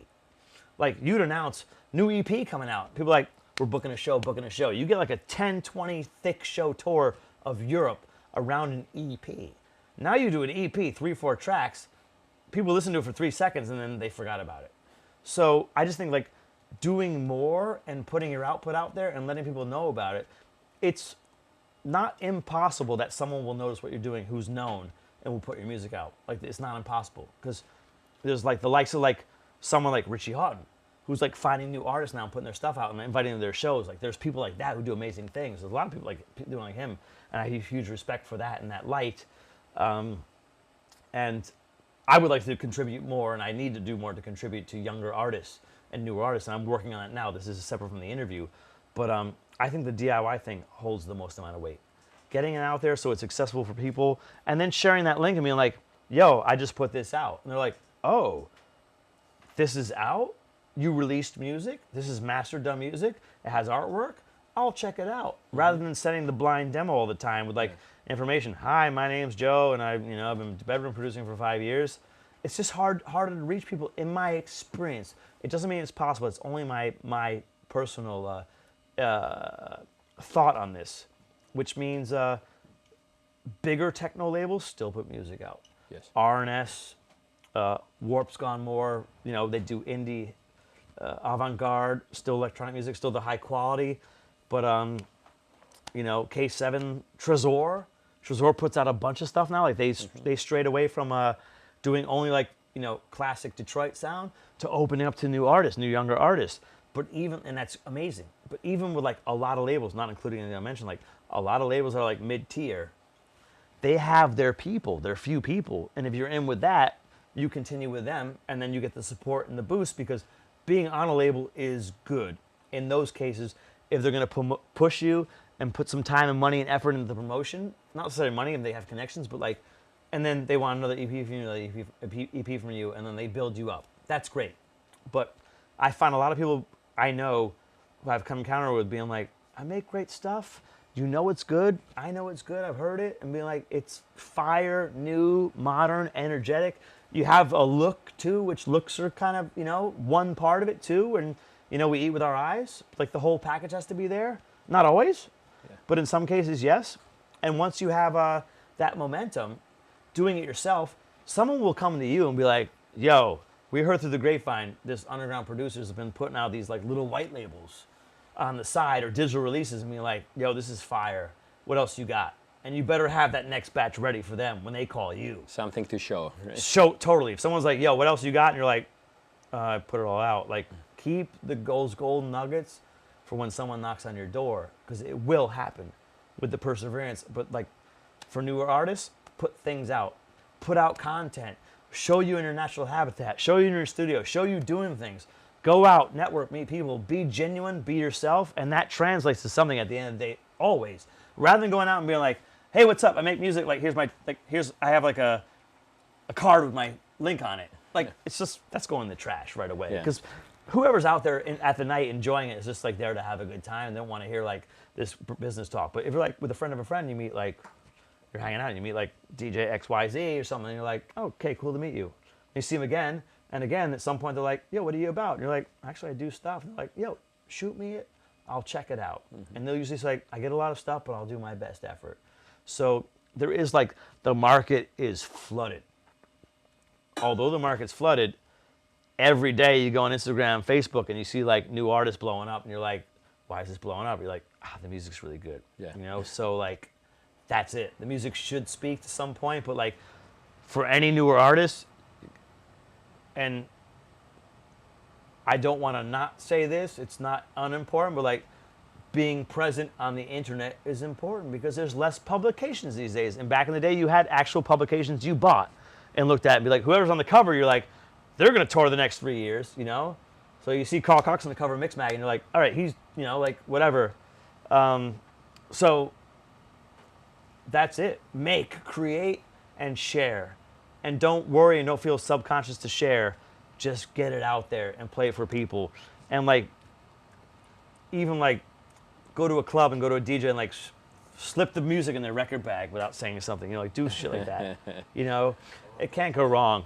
Because if I find something like that, I'll be like, oh, guerrilla DJ. You're like, it sparks your curiosity. It's like finding a roll of undeveloped film on a floor, like in an alleyway, and you're like, yeah. Hopefully there's something on there. It's some like strange, mysterious thing, and you get excited about it. But create, make your art, whatever it is. Write, paint, draw, create sound, go scream on the street. And over time, like, something might happen, but you do have to kind of plan it out. So if you're sitting in your room the whole day, your studio, nothing's going to happen if nothing's shared with anybody. But the major label thing, again, the lovely long answer. I don't send things to any labels anymore. I'm just working with the new Bill Youngman stuff I'm working on now, which I've been like on hiatus for a bit. I'm just going to put out myself, like digital releases. And just hit up my friends who know me from back then, because I put the work in of just being my genuine self. Well, they just be like, yo, I've been off for a while, but I'm doing new stuff. I know they'll listen to it at least. Even if there's no feedback, I know like a couple people listen. If you take like 50 people, maybe 10 will listen. If you take 100, maybe 25 will listen. Yeah. And it incrementally goes up until someone's like, that's cool, I'm starting a new little label just for friends. It's like, all right, here, take these tracks. There you go, there's something in the pipeline. Someone takes some other tracks. And even if the delayed release over time, like I was talking to a friend the other day, she's like, oh, like, I got 3 releases that are like delayed. I'm like, that's great. It's like investing in Bitcoin. Like you just watch it, and maybe not Bitcoin, stocks. Now Bitcoin's tanked, but I don't look at that at all. Waste of my time, my bit time. Absolutely. And then things come out when you least expect it. Like I did like remixes once where like 5 years later they come out. I'm like, oh great, I got something to post now. You know, without effort. I don't have to like sit there and like try to take a picture of myself with my shirt off. I can just like be like, oh, post. Something's out. And you did all the work already, and then it's like satisfying. So work and finish tracks. And even if they're crummy, keep going till it's better, because finishing tracks is a story for a whole other interview. So, yes. Next question, please. I want you to elaborate more on your upcoming Bill Youngman releases because Yes, please do. as far as I know, there has been a little bit of a break. There's been a big in- gap. I've been busy Yeah. with other projects and some aliases, and I've been doing. Luckily got some scoring music doing for Netflix, so Oh, and some sound design for some companies of products you use, which I can't say due to NDA. But so so what kind of music is it going to be, and when shall we expect? check it out. So I'm trying to like get back to like the old Trezor sound I was doing, like kind of like the warehouse like driving sound, but like bass and bleepy, heavy. I might add some of the vocals, like just sporadically, because the thing is like what I hear now in like the hard techno scene, which I love hard techno. I love what all like I say the younger generation is doing, just because if you're older than someone, they're younger than you, so they're younger generation. So hearing like a lot of the hard techno and like all the energy and like sonic content that's in that music and the drive, like we did that back then, but in a different format, more like swingy and more innocent, you know? And stuff I hear now, so driving, like I want to like give a crack at that and like do my take on the modern version of like bass, bleep, hypnotic techno with like a different edge to it, like still with like some Detroit and Chicago like bump and thump to it and dirt, but like kind of like also crossing the lines of all the hypnotic techno I like. So like I think I said in the break, we just took a quick commercial break for our sponsors, Water and Table, that I've just been like literally right now making ideas and sketches. And if I get bored of it, I move on a new one. So instead of feeling, for producers out there, instead of being like stuck in a loop, I'll make the loop and like fill it out with all the detail, like all the percussive elements, the atmosphere, bass, and just noise and whatever else. Make the loop idea. As soon as I get bored of it, after like 20 minutes, half an hour, maybe 2 hours, I'll export it, put it in a folder, start another one. And I've been doing that as an exercise, forcing myself to work this way. Instead of going, I'm gonna wait till I'm inspired till like some magic moment happens and I see a butterfly flying by and go, I'm gonna like capture that sound. Like, I'm just gonna do this because I have it in me to do it. I know what I'm doing technically. Bang them out, put them in a folder. And I've made like about 25, 30 of these ideas now. And they're on a folder. I'm just gonna go out and to my friends, because the people I've known for so long, go like, help me decide where I should shape this sound to go to. Because I want to make a firm statement. I don't just want to release random stuff that's so different, because I did it for so long, releasing so many things that were like a little bit of this tempo, this feeling, this vibe. And I want really to make a statement with it, to be like, this is what Bill Youngman's doing now, and it's me expressing myself at this moment, and then start from there as like a stable point to grow with it. But I want to come out like with a solid foundation of where I am in my life now, like mentally, physically, emotionally, spiritually, and all that. So it's not just like, here's some jams, you know? It's nice to have some music from somebody, but if you want music from somebody, go on Bandcamp and follow your artist and find something cool. I don't want to do something mediocre. I want it to be like, I want it to feel good for me, first and foremost. Hopefully it translates with the audience. I don't know, I can't tell, but I want to like really hit something where I'm like, I'm proud to do things under my own name again. And it's a continuation of the last things I did for Kill It Kill, and it's like 8, 9 years ago. So I want to kind of combine all those things I did in like a cool, dancey, groovable package that has edge and is fun. It might be like a little bit more poppy at times. Not really pop in the pop sense, but like maybe more like, you know, the way like Daft Punk, you know, organize an album, like being like there's kind of like songs on there. At the same time, I made a bunch of stuff that's just like bass and bleeps, so it's like driving, groovy, like not really hard groove, but like something easy to play that grooves. That's a little bit faster than we did back then, less swingy, but like with a bit more subtleties in the sound design, so it doesn't sound too loopy. So things are happening, but not too busy that it loses an audience. Because you know, a lot of music is like has IDM tinged music, like it's just too much going on in the side frequencies and the stereo image, where you're just kind of like, there's just too much detail that's getting lost in translation on a dance floor. I want this shit to be on my stuff, pardon my language, on a dance floor and like really be like, we hear all the elements. So it's pretty stripped down, but like stripped down and forceful. So that's it. So like December this year, that's the plan. So I have like a few I kind of finished, but I'm kind of honing on what it should sound like. Then I can pick 3 from there, because I have like 25, 30 now. And I've been on like a little trip right now, a little sightseeing trip the last few weeks. And I think when I get back to like my lair, my studio, to sit down and consciously do more and maybe like hit another 5 genre blends until I know it might take like another like couple months to be like, this is it. But I want it to be coherent. And with Bill Youngman, I've haven't really been coherent over a long period of time because I've done many different like genres, but it's always felt like me. And that's one thing with like being like, I don't care, I'll do what I want sonically. But this time I want to just kind of like make a little more of a mark, so I can like continue a series and like maybe tell a story over EPs rather than going, this one's good, I don't like this one. This one's okay, the B-side's good, and you know, this one sucks. So that's my plan and mission, and I will do my best to will it and create it. That's great news, and December is not that far away. And I'm putting really the deadline on looking myself, the forward. pressure to get it done, because we only have our time we have here on the planet to like kind of do what we want and like, and I've been like blessed with the skill and ability to put my efforts into something and like feed myself. So it'd be a waste not to. I've put my eggs in the basket like so deeply in this basket covered with all that Easter egg foam that you know, there's no going back now. So Awesome. Looking yeah. forward, looking forward. Yep. And I want to go back to the sound design. Yes. What are some of your inspirations for your unique sounds? Do you like record sound, like nature sounds, or do you sample some old classics, or do you do everything from the scratch? Yeah, long story short, what do I keep saying long story short? What's like another like way to say long story short? What's that? So when I was a kid, I used to play in the sandbox. And you know, there was a lot of soil and I needed to push, sound design, I do everything with synthesizers. I try in my best effort to replicate, this is a discussion I had with Karina, who's sitting here, yesterday. I try to recreate sounds with synthesizers that could feel somehow organic and humanly. It's rarely the case, but there's been a couple times where like I've come across making a hook where it sounds like a human voice or like a part of a body movement. And in my long studies on being on dance floors, I've realized that often people react to a sound that's the human voice, and we had this discussion this morning. Like a human voice sample that sounds like a voice, but it doesn't completely contextually say like a lyric, or a sound that reminds you of something like a train track or like a scrape or like a broken bone or a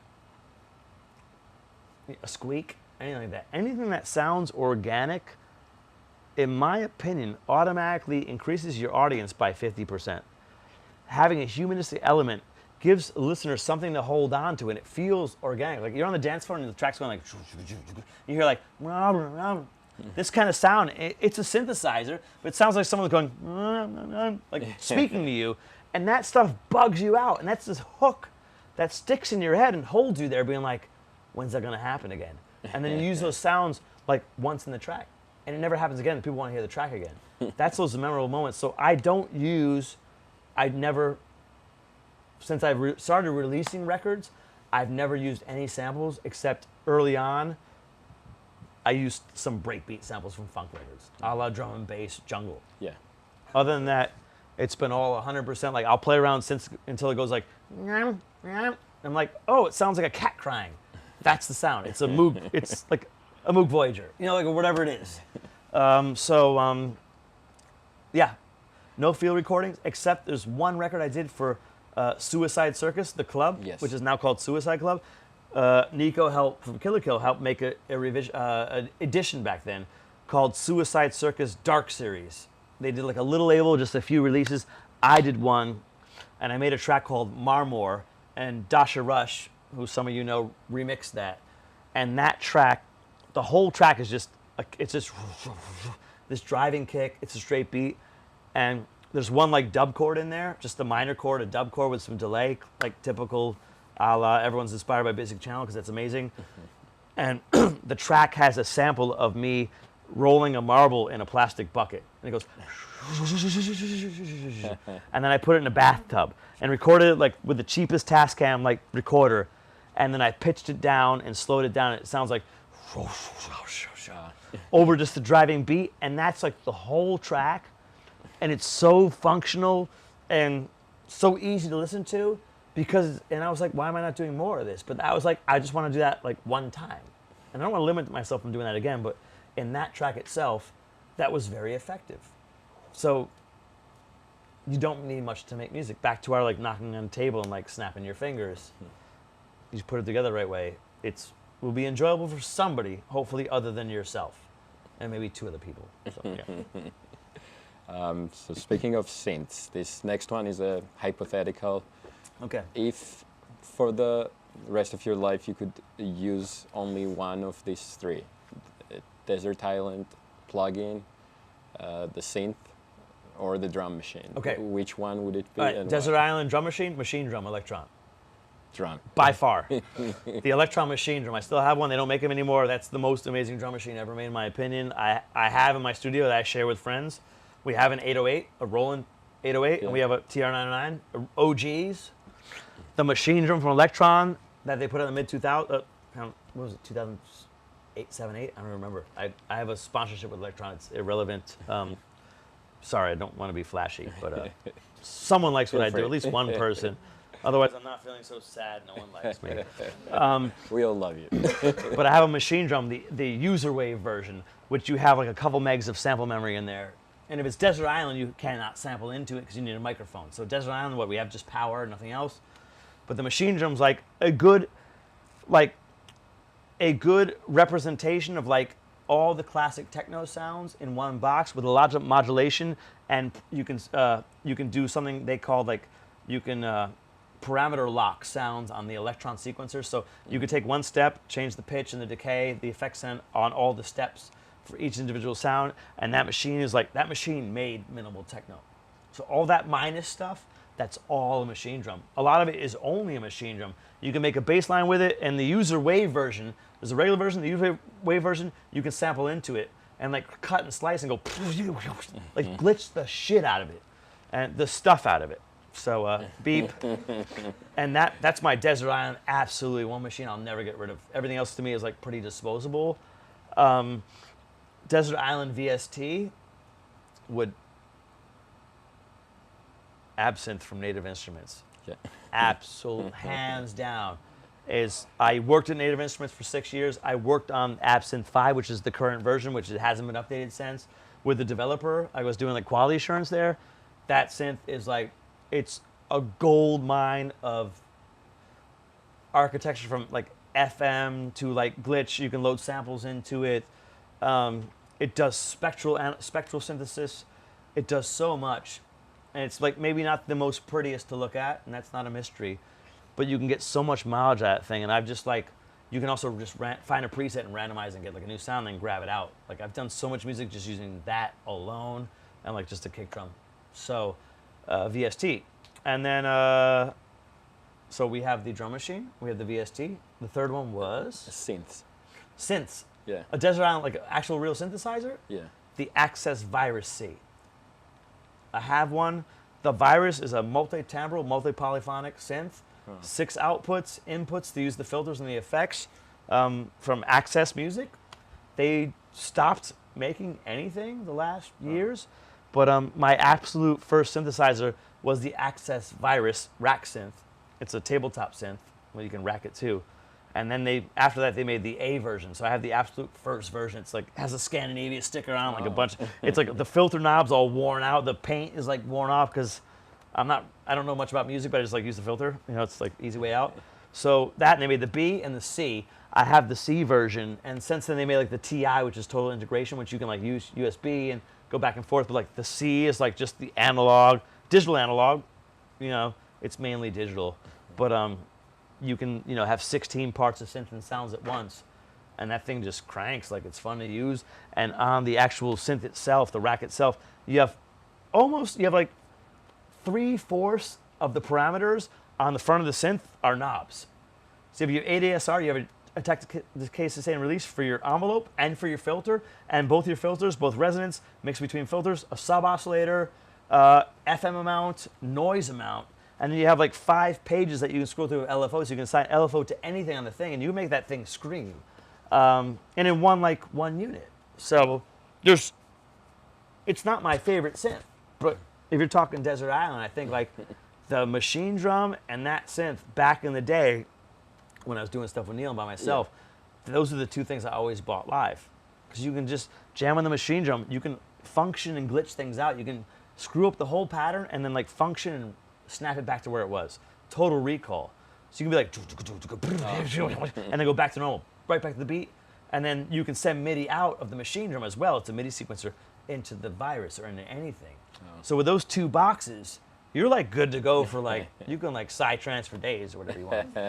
So that's it, there you go. Oh, that's awesome. I answered it, yeah. And what are some of your favorite venues that you enjoy playing there the most? And also, can you share some of your most memorable performances and why those performances are the most memorable for you? Sure, I'll just keep it like old school and old fashioned. The old Tresor Club, by far. I don't want to say the new club, it's been open so long. I love the current Tresor, but the old location, Leipziger Strasse in Berlin, was like, because I knew all the history about it, and I was able to like join in at the tail end of it. You know, it closed in 2004. Was it 2004 or 5? And me and Neil played. We played the second to last party there. Oh. They did like the last dance or last whatever it's called. We played the closing there. Not the closing. No, we played like we were included in like a mix of like 8 million artists. But like the fact that we can experience that. But I was like kind of like playing there like every couple months when I first moved to Berlin and being like, oh, I got accepted here, and I feel like I can be myself, and like. They just kept booking me to DJ there, and it felt like the same as it felt like at home, like in Suicide Circus for the Killer Kill parties. I felt at home there. So some of those experiences are the best. Some of the Killer Kill experiences are the best. I got the chance to like, I've been to Japan, China, Australia, like South America. Like I've been to a lot of places. And I hate saying if one club's better than the other. It depends on the night and the people. But for me, and the best club experience or the place, it's where people are the most genuine, you have the best time, you have good energy, the crowd is good, the sound is good and all that. It's impossible to single out one club. You can go to one club and have like the best set of your life, but the audience was crummy. Or the promoter's mean to you. Like I'm sensitive to all those things. So I can't single out a single place. But I can name a lot of places that are amazing. It's like the list is pretty long, and the list of places I never want to go again is also like extensive. So yeah. All right. Awesome. That's a great There you go. answer. That's my answer. That's all I'm giving you about that. Got to be PC here. Of course. And I also wanted to know your opinion about the main differences between New York City and Berlin electronic music and party scenes. Well, I've been coming back, because I live in Berlin, I've been coming back to New York for like the last few years quite regularly, like to visit family and friends. So that's been lovely. I'm like able to do that in between like my self-employed life and like whatever, piece it together. I don't find like a huge difference right now. New York is crushing it on music, as for me it was back in the day, but I missed like 15 years in New York clubbing because I wasn't here. Yeah. So you have like, I mean like Basement in New York for techno, like it's crushing it with lineups, like unique lineups and like and then like Merge and I guess it was Bossa Nova till a bit. But there's so many venues here, and where you guys play. Public? Well, not just Public Records, but the other, like the undergrounds. There's a lot of like undergrounds and legal parties, like I've been to here. And yes, and like there's no difference. I see no difference. The difference is only in the fact that in Berlin, you can be as open as late as you want with no limitations. That's something that allows people to like go in and be like, hey, I'm here. I'm like here for the long haul. Like you can go to like Berghain in Berlin for a whole weekend, you know, if you want to. That's difficult in New York. You have to close it sometime, even if it's illegal. But the vibe and energy I'm getting from the occasional time that I go out and I'm not doing something myself and just enjoying, I haven't noticed a huge difference. In Berlin, if you're asking specifically about that, there are a lot of clubs compared to the rest of the world. I think Berlin has the most clubs in the world. I think in Berlin there's like electronic music clubs. I think the last time I read it was like 300 or something, like of venues and events that happen like per month. So there's like so many little things, and they're counting like every little hole in the wall. But for like New York, there's predominantly less, obviously. Probably more illegals I don't know about, which I'd like to know about. So next time I come, please take me Yes. out, Jem, and George, and all you guys. I'd love to We got you see. covered. So I can't be a huge judge of that, but like Berlin, we have like, you know, Berghain, Tresor, Renata, Sisyphus, About Blank, Suicide Club, like Tresor, like this is like, it goes on and on, like aside from like the main like 5, 6, 7, 8 known ones. So, but I always have a great time here in New York City. I always feel welcome. So, That's and good. please all you come to Berlin and visit us. We will. We'll show you a good time, and there's things to do other than just clubbing too. It's also a pretty okay city if you're not, but the music is definitely like a peak of that, you know. And yeah, the energy's different. So Definitely. let's go. And what are some of the non-music things that like strongly influence your music? Like, I mean, things like visual arts, literature, movies. Yeah.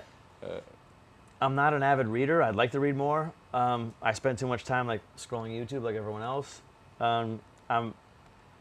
I like watching movements of people watching, nature, atmosphere, like corners of buildings. Like I'm a little bit like, I guess like people call me like a little bit on the spectrum.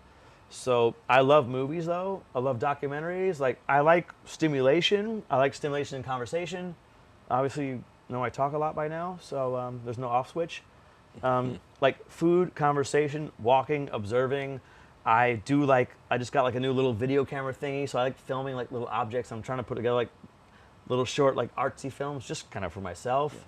But I just get inspired from being in nature heavily. I do like to be out as much as I can. I like to be in like weather, different climates, different precipitation, and like humidity, feelings, you know, time of day, and just kind of absorb that even on like my way to my studio, and like that affects my day. And I put I'm highly sensitive. I put my emotion in like what I'm gonna make. So I don't just go in there and be like, hey, I'm gonna like have a coffee, like bro down, go in and be like, turn the shit on. I'm like, I'm gonna make like some banging techno. I go in there and I'm like, all right, I'm gonna like observe the gear and like think about what I want to use, turn it on, play around a bit, and go like, I'm feeling this, and continue, and like respect when I need to take a break from it. So, and this interview is very inspiring for me. So being here with all you and the studio audience and you guys out there at YouTube who will maybe watch this at some point. Not today because we're gonna edit it. So you're gonna be watching this. Yes. We're in the past right now. I get inspired from human connection It's great in to hear all that. ways, and it's, I guess, that simple. That's awesome. And if you could collaborate with any musician, alive no. or dead. Can't answer that. No, shall we skip that? David Bowie, man. Sorry. Let's see who else. You can't. Alive or dead, he said. And I couldn't anyways. But he was in Berlin, so I was like 30 years younger. I might have been like, saw him on the street and been like, you know what, Iggy Pop? Who would I collaborate like now with? Who I'd really love to collaborate with? Oh, we have to skip that. Okay, yeah. I'd really have to of think about that, and this is like the speed, like a ton of like dead space here. course. And did you listen to any non-electronic music? And if you do, what kind of music? I only listen to non-electronic music. Oh. So only, like a lot. I listen to a lot of ambient music, like drone music, dark drone, dark wave, drum and bass. I used to listen to a lot of like tech step back in the day. I like the real like the darker side of house. I love electro. I made a lot of electro. In my day-to-day, like what I listen to on my phone or whatever, like walking around, listen to music. If I'm not doing something, talking to someone, I'll listen to music like kind of the whole day. A lot of like guitar music, metal, post-rock, death metal, grunge, you know, like 90s grunge, Alice in Chains and stuff like Soundgarden. I love Metallica, like old Metallica. I grew up with it. Like I still think it's. I went to the show last year in Jersey with close friends, like Red Sparrows, a band called ISIS, which is Aaron Turner. I know. So I like love ISIS. that's all my music. Mono is a Japanese post-rock Yes. band. They just had a new release. I know. They're coming on tour soon too. I'm going. The Black Dahlia Murder from Detroit. It's so like I listen to guitar music because this brings us back really quick. This is relevant. Going back to your roots and what you feel and what you want to make. You always come back to your roots when you're like a young person. When you get older, that music you like that shaped you, just like the rave music that shaped me when I was younger, I go back to now and be like, now I know who made it, where it was, and like it's on YouTube. That old music, like the metal things, those influence, like thrash metal, these things. Like my first concert I went to was like Anthrax and Exodus, and I saw like Slayer when I was young, and like Megadeth, all these bands, and I was like, I want to like dig deeper in. And with electronic music, I do the same thing. You hear like the big guys, you know, you hear like Danny Tenaglia, and you hear like I don't know, Carl Cox, Claude Young, and you know things that I have people have mixtapes out, and they're like, I want to dig deeper and find some weirder stuff. Then you go down that wormhole, and that's what I did with like the guitar music. There's so much good like post rock and post metal stuff out. Alter of Plagues, you know, all the Belgium stuff. I don't know, like, there's millions of bands. So I listen to mainly things that are maybe slightly electronic tinged, but not all the time. So that's it. We have like 8 hours we can go through the playlist, but there's so much. I'm glad some of you guys know ISIS, Aaron Turner, and stuff like that. Yeah. And actually did a friend of mine like connected us, whatever, long story short. So yeah. So thanks so much. It was very educative and informative, and I hope so. This is my contribution, and rest in peace. So thank you for having me and having me be a part of this. So yeah. and I think we are ready to have some questions. All right. Well, from the our part audience. is done. Jam, it's a pleasure meeting Thank you, brother. It was Okay. Pleasure. Hi.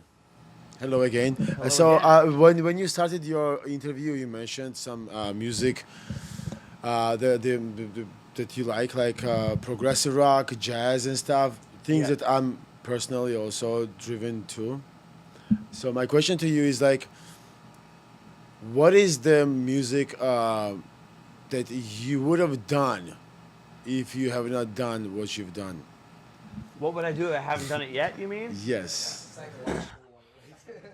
Well, Going deep. music I haven't done yet that I would like to do. I would straight up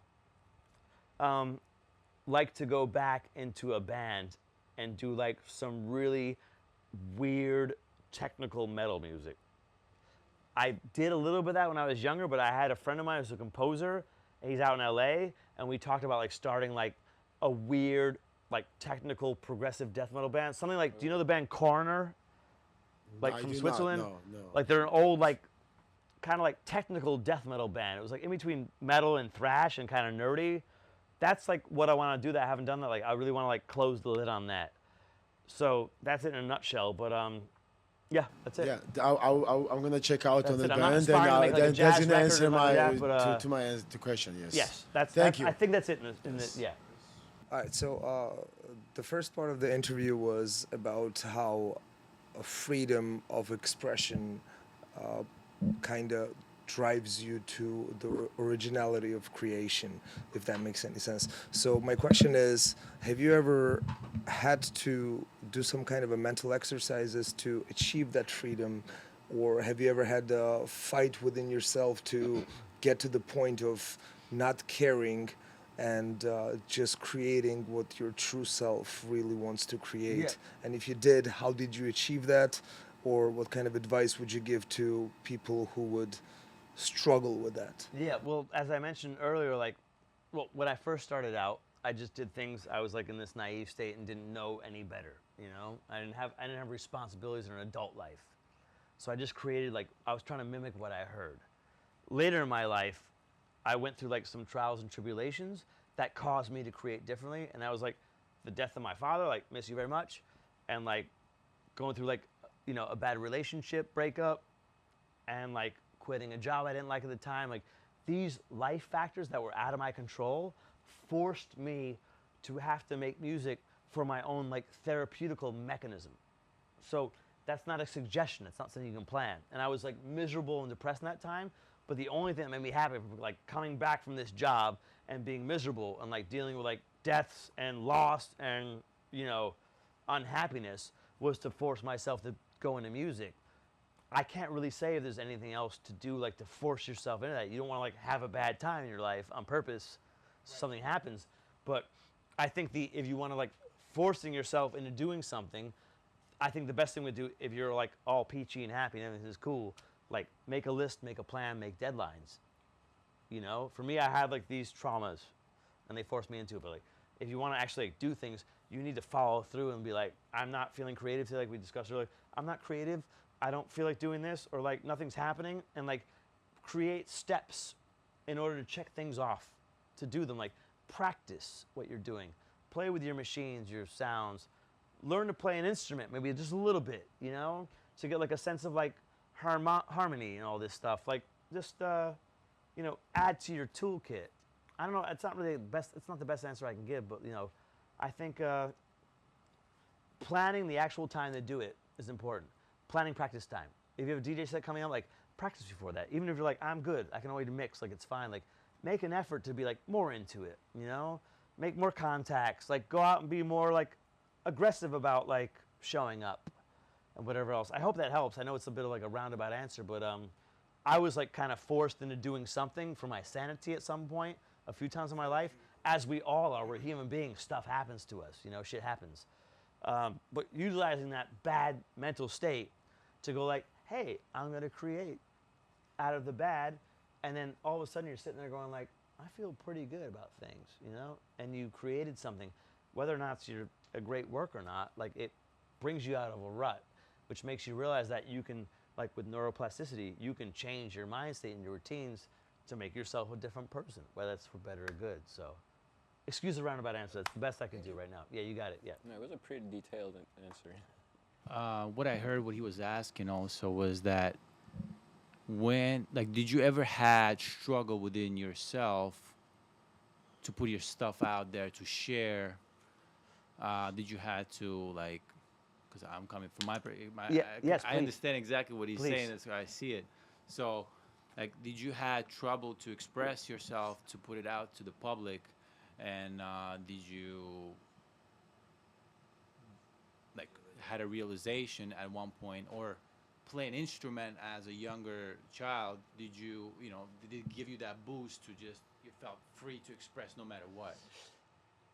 Well, when I transitioned to electronic music, I was just doing it for fun. I didn't plan, I didn't know something would happen with it. That wasn't even like a question. I was just going, I like playing guitar, I like playing the drums, a little piano, like this and that. When I started electronic music, I was just doing it for fun. Like I did not plan going, this is what I want to do in my life. It's till someone approached me and heard my tape and they were like, let's do something. It was this John Selway. So, and then after that, like things, and then I was like, oh, I have a record on. And I was like, what do I do now? They go, you make more. And then you tour. I go, okay, I had guidance. But if I didn't have that guidance, I would have no idea. I'd just be like, oh, I did that, cool. What'd you do in your life? I worked, I made a record, I live here, I work here. Like it would just been like a thing to check off your list of life boxes. So when I got to Europe and felt comfortable around people who were like, everyone was doing the same thing, whenever I made something, I'd be like, check it out. So I didn't feel like forced into doing something, or like nothing weird happened then where I was like, I feel self-conscious. I never felt self-conscious with like sharing the worst piece of shit with anybody, you know? I was just like, here's what I made today. And like usually a lot of things you make that you think like they're like really crap, someone else is like, yo, there's an idea in there. And you're like, please tell. So being open to criticism is important. But I didn't feel like scared. I don't think you have to be scared. When you create art and it comes from like a place of honesty, I think the worst that can happen is someone just doesn't listen to it. And they say it's bad, you say like, well, you know, I think it's good. This is my way of expressing myself. And you go on to like another person. So, or you just put it out yourself, which is this whole thing of like self-releasing. Then no one has to criticize and make you feel bad for what you're doing. You know? Then you're the boss for that. Does that kind of answer it? Yeah. Okay. Like I just never, I'm like kind of like, I just go like get it. Going beyond I just your go mind. and get it. Just I'm going just like, beyond your mind, getting it out of your head. I'm just like whatever. I'm like it. if someone's like self-conscious about it and they wait like a year, 2 years, 3 years, it's like, where's your stuff? They're like, I'm still tweaking it. Tweaking the snare. I'm tweaking the snare. I'm like, dude, just send it over. And they send it over. I'm like, yo, take the snare out. Like I've been tweaking this for 3 years. Like if you sent it to me fucking 3.5 years ago, I would have said, take the freaking snare out. It's a hit, you know? Or like, it's fine. Or like, it's great how it is. And I don't know, like I'm kind of like zen in the whole like feeling it out thing, you know? Like you can tell with something good. Sometimes the problem is just like with a mix. The mix of the sounds itself. And that like, in electronic music can really like kill a track. If the mix is crummy, sometimes all it needs is like swapping one sound and like raising, EQing something, and all of a sudden you're like, whoa, this is awesome. And with that shit mix, it's like, I can't even listen to this, you know? So, yeah. that's the answer. Thank you. Thank you for the question. It's a good question. Both of you guys, thank you. My question has to do with your setup. You have briefly touched upon a synthesizer and a drum machine. When listening to your discography, if we're dating back to Born with Trezor, Yes. and then Thank you going, for mentioning that old school release. Thank you. you've mentioned that. It's almost 5 years, yeah. 20, yeah, okay. Yes, and the next release is Memory of Memory materialized. materialized memory. Exactly. There is a clear, in my opinion, difference in your synthesizer change. There's a change in the way you change of production. My question to now is, how is your setup changed? What perhaps could be your preferable sampler at the moment? And if is there any synthesizer that you're like, oh, this is the sound, this is what I can Okay. tweak? First of all, amazing observation, because the Born record for Trezor, that was done on an MPC, a machine drum, and the Virus synth, like what I was talking about, my Desert Island stuff. The Memory Materialized, which was like more of a, like this is me jumping genres, it was more like a minimal record. I did that one all on a computer. So I did that predominantly with Reason, with Propeller Head's Reason back then. I switched because the computer was just starting to work out with digital audio. So I used a little bit of gear and recorded that into like, and I used the rest for Reason. I synced like my MPC up with that, and that's predominantly, it's a whole different setup for the most part. So it sounds completely different. And that's one thing I talked about, like switching genres and like being all over the place. I was like, I don't care, I'm just doing me for the time being. But great ear you have for mentioning that, because no one, that's like such an in-depth question.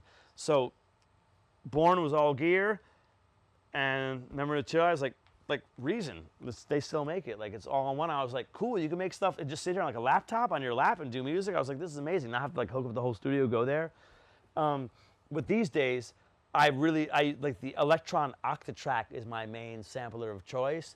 Now, mind you, it is a sampler, but it's called a performance sampler. So it's a bit quirky sampling into it, but if you like have your sounds in the computer and then load them onto the compact flash card, then put them in the thing, that's like sample playback. Normally, like on any other sampler, you record into it and like sample it from there, but I find like the sample editor to be kind of crummy in that. It's like, I don't know, time consuming for myself.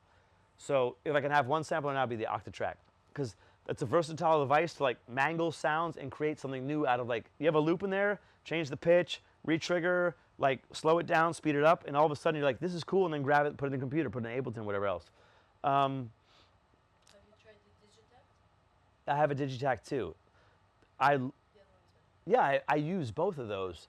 The Digitakt, no one's supposed to know this.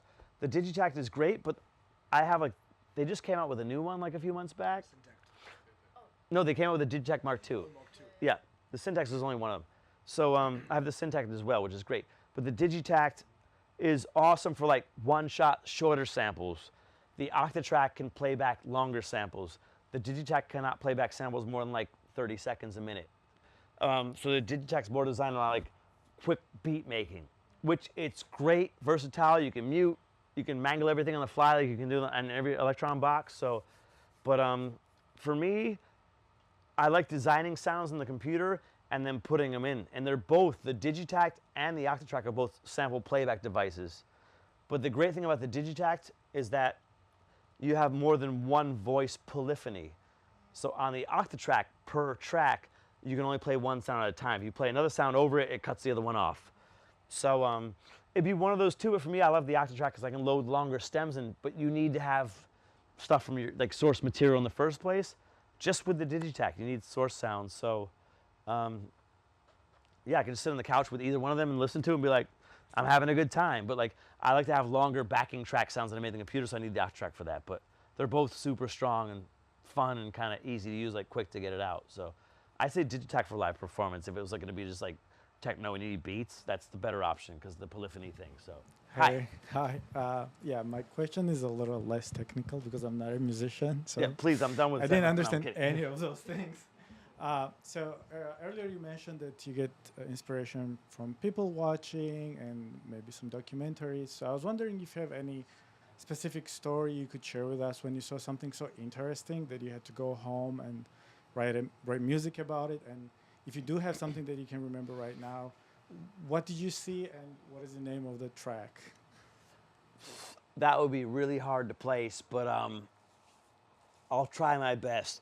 There was a track on Killer Kill I did called Levitate, and I think it was like one of my last Bill Youngman releases. That one, I was walking in my studio and heard train tracks, like going like trains going by, and I heard a hook of my song because I heard like a bird fly by. I was like, "Brr," sound of a bird. So the track ended up being like, "Brr," like it sounded like a train and a bird collided. So it's like those moments in my day, and that's why I'm more specific, like going somewhere, hearing some sounds, and trying to recreate them like from zero.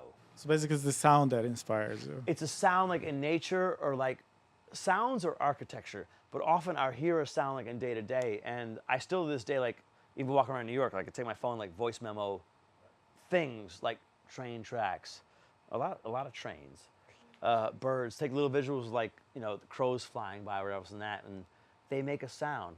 It's very hard to recreate the sound from nothing, but sometimes you get lucky and you make something close to it, and then you feel like, oh, you've captured your day, your emotions, something, and put it into music. So there's one example. Yeah, that's the only one I can probably remember right on the top of my head. But in my day-to-day, like sometimes I just hear something and I'll hear a melody and I'll hum it on my phone. Just like I'll hear like, I'll be like, from like someone tapping on something or like someone screaming. I'll be like, ah, and be like, there's some like energy in here. It's moving my body. And I like try to hum my phone. And you go to the studio, listen back to it, and you're like, what the heck was I trying to describe? You have no idea. And you write it in text like being screaming, like arpeggiated. There's like a filter, and then you're just like, this is not happening. So on rare occasion it works, and when it does work, you're like, ah. And sometimes it works, and you capture exactly what you want to hear, and you just don't like it. So you'd rather like maybe prefer to just have the moment and just enjoy that rather than trying to create something out of it, which is fine too. Ideas are a dime a dozen, so we all find our own ways to, whatever works for you. There's so many like, you know, mechanisms to capture moments for yourself, writing down and whatever else. So you kind of spoke about what I'm about to ask with different ways of explaining, but I wanted to ask what is the creative process of making sound or music or project? You said one of the ways of creating, sampling something, and then showing to somebody, get feedback, and then develop it. Yes.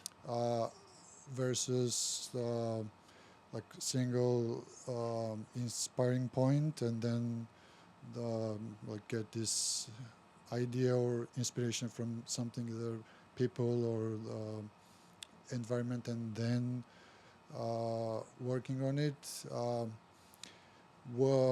What's your like general workflow, I guess, or what is it, if it's track or if it's project or if it's EP? How would you apply these different ways of expressing yourself, or the way that you do or you create? Yeah, so the general approach is wake up, have breakfast, go to the studio, like, and just start. Usually, now I try to like reverse engineer the process. Instead of like starting with drums and beats and seeing what happens, like I hope like something hits me and I have a little idea for like a melody or a sound effect. And I'll try to create that with my actual analog synthesizers and grab one piece and resample that. So I have that like as a sample piece in Ableton as a sampler. And then start filling out drums. And this, try to find a groove with it all. And that's usually what takes the longest point, is like finding some kind of groove, swapping sounds, filling things in until something feels right, then building the atmosphere into that. Like trying to create like the framework of a track. So I'll do that like a few times and resave the projects, like a few different projects, until I go like end of the day, like I like this one, this felt the best for the day, like this rhythm, this sound, like variations of the same thing.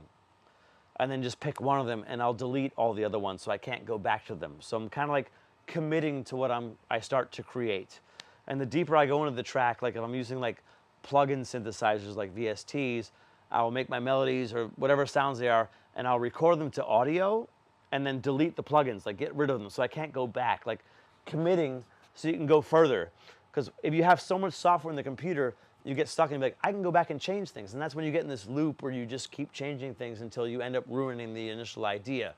When it comes to making an EP, once I have one track that feels like it's telling a story and like I like the harmonic elements, the key, the rhythm, like the energy to it, I will create something like piggybacked off that. I might resave that session, delete everything, but keep a couple sounds so an EP has like a certain sound palette to it, you know? So it doesn't sound like a whole different artist doing the same thing. I think it's important to like keep some of those sounds in there, even if you change them. Like you listen to an EP or an album going, you know it's the same artist doing the next track, next track, next track.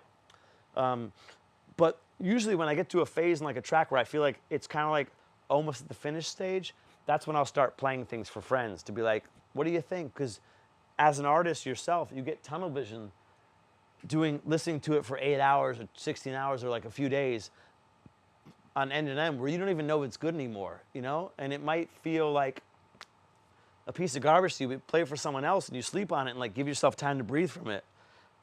So like taking breaks from working on things are, I think, really important. But once I get the feedback, then I'll be like, okay, I feel like the general consensus from my 4 or 5 listeners is like these 3 things. Then I'll work at them and build them out. Then I'll send them back to my friends and go like, how about now? They go like, just feels like there's like, after the break, not enough energy. Then I'll add more sounds or adjust things. And it's just like a systematic process until it reaches the point where someone's like, that's done. They hear 2 seconds of it, they go, that's it. So I think like the whole sharing for people is important. So that's kind of the process in a nutshell. Like do, and once you feel good about it, like share it, but keep working on some new things at the same time. And I don't like to work too long on one thing because I get bored quickly. It's my attention span. I just get bored. Even when I think like in the first hour, like, this is great. I'm like, yeah, this is a mega hit. And an hour later, I'm like, delete, delete, delete, delete, delete. Like it's just like a metronome playing. So hope that answers it a little bit, man. Thank you. So earlier in the interview, you mentioned like when you were doing your things, your friends like used to buy a pizza or a beer, like and just give you that support to keep you going, right? And just wondering if you ever had doubts, like I mean, as you grow, you enter the adulthood. There is obvious things that are coming up in a life. You start thinking about the future, security, or whatnot. Have you ever doubted like you would pursue this career and be successful at it? And what, aside from the friend support, kept you going? Well, do I doubt it? Every day. Every day, I'm like, why am I doing this? There's so many people doing this who are much better than I am. I'm just like trying to like find my little place in my nugget. But I don't know, like back then, of course, I was extremely worried, going like, if nothing works out with this, I need to like find some work that I'm like excited about. I was gonna go back to school and like do my master's in music and teach. That was an option, but that's something I didn't want to do back then. And now like I'm actually starting like a mentoring program soon. That's like topic for the future, like for next year. But I mean, I had support from like really good friends back then who were like, they saw me like struggling, sitting there, like having trouble like paying. I was like living in Lower East Side and I was like having trouble paying rent and stuff. And they were like, yo, we'll help you out a little bit. And I just felt like I was driven to do this. And I was so focused on trying to make something work with it that I don't think I even had like the maturity or the headspace to think it was like something that was gonna backfire with it, And like, I'm not a big artist, I'm a little dude. But I just found my own little way to like make myself happy. And I think like from a younger age, because my dad was self-employed too, but he had like an art studio and taught students and like rented space to them. Like he was always like, push your art. I wasn't doing, even when I lived at home before I went to college, he's like, if I don't hear music, like you got to move out, like that kind of thing. So it's kind of like forced into it in like the best possible way. But I could never go out with like friends and hang out. Like I had no money by choice. It's my choice. I didn't like grow up like middle class, like whatever, like completely grateful and blessed.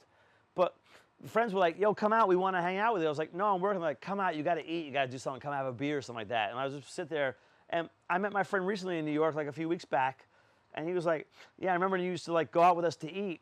He just brought it up. He goes, you used to eat all our food off our plates. I was like, yeah, man, it's like nice you mentioned that. Like I'm doing okay now. And I was like, I was just gonna bring it up to him, being like, thank you. But like now when I see all those people, this is why like karma and energy comes back decades later.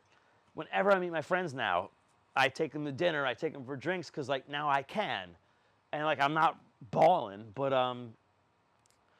I got that to me back then, and I knew it'd be like repaid, and it's not even like a given. It's not like someone's not expecting something. The friends I grew up with, who were all musician, like indie music people, were like, "Yo, you're the one who's like, you're the most like obsessed with this. We want to see one of us do something with it, in any capacity." So, and it's all come back to everyone tenfold. Like my love and energy for them, and financially, it's all come back to my friends. So, I didn't think about it, and I think like not thinking about it maybe helped me not being like doubting it, you know. So, I don't really doubt anything, but like, I guess I've been living like some fantasy world. But, yeah, I mean,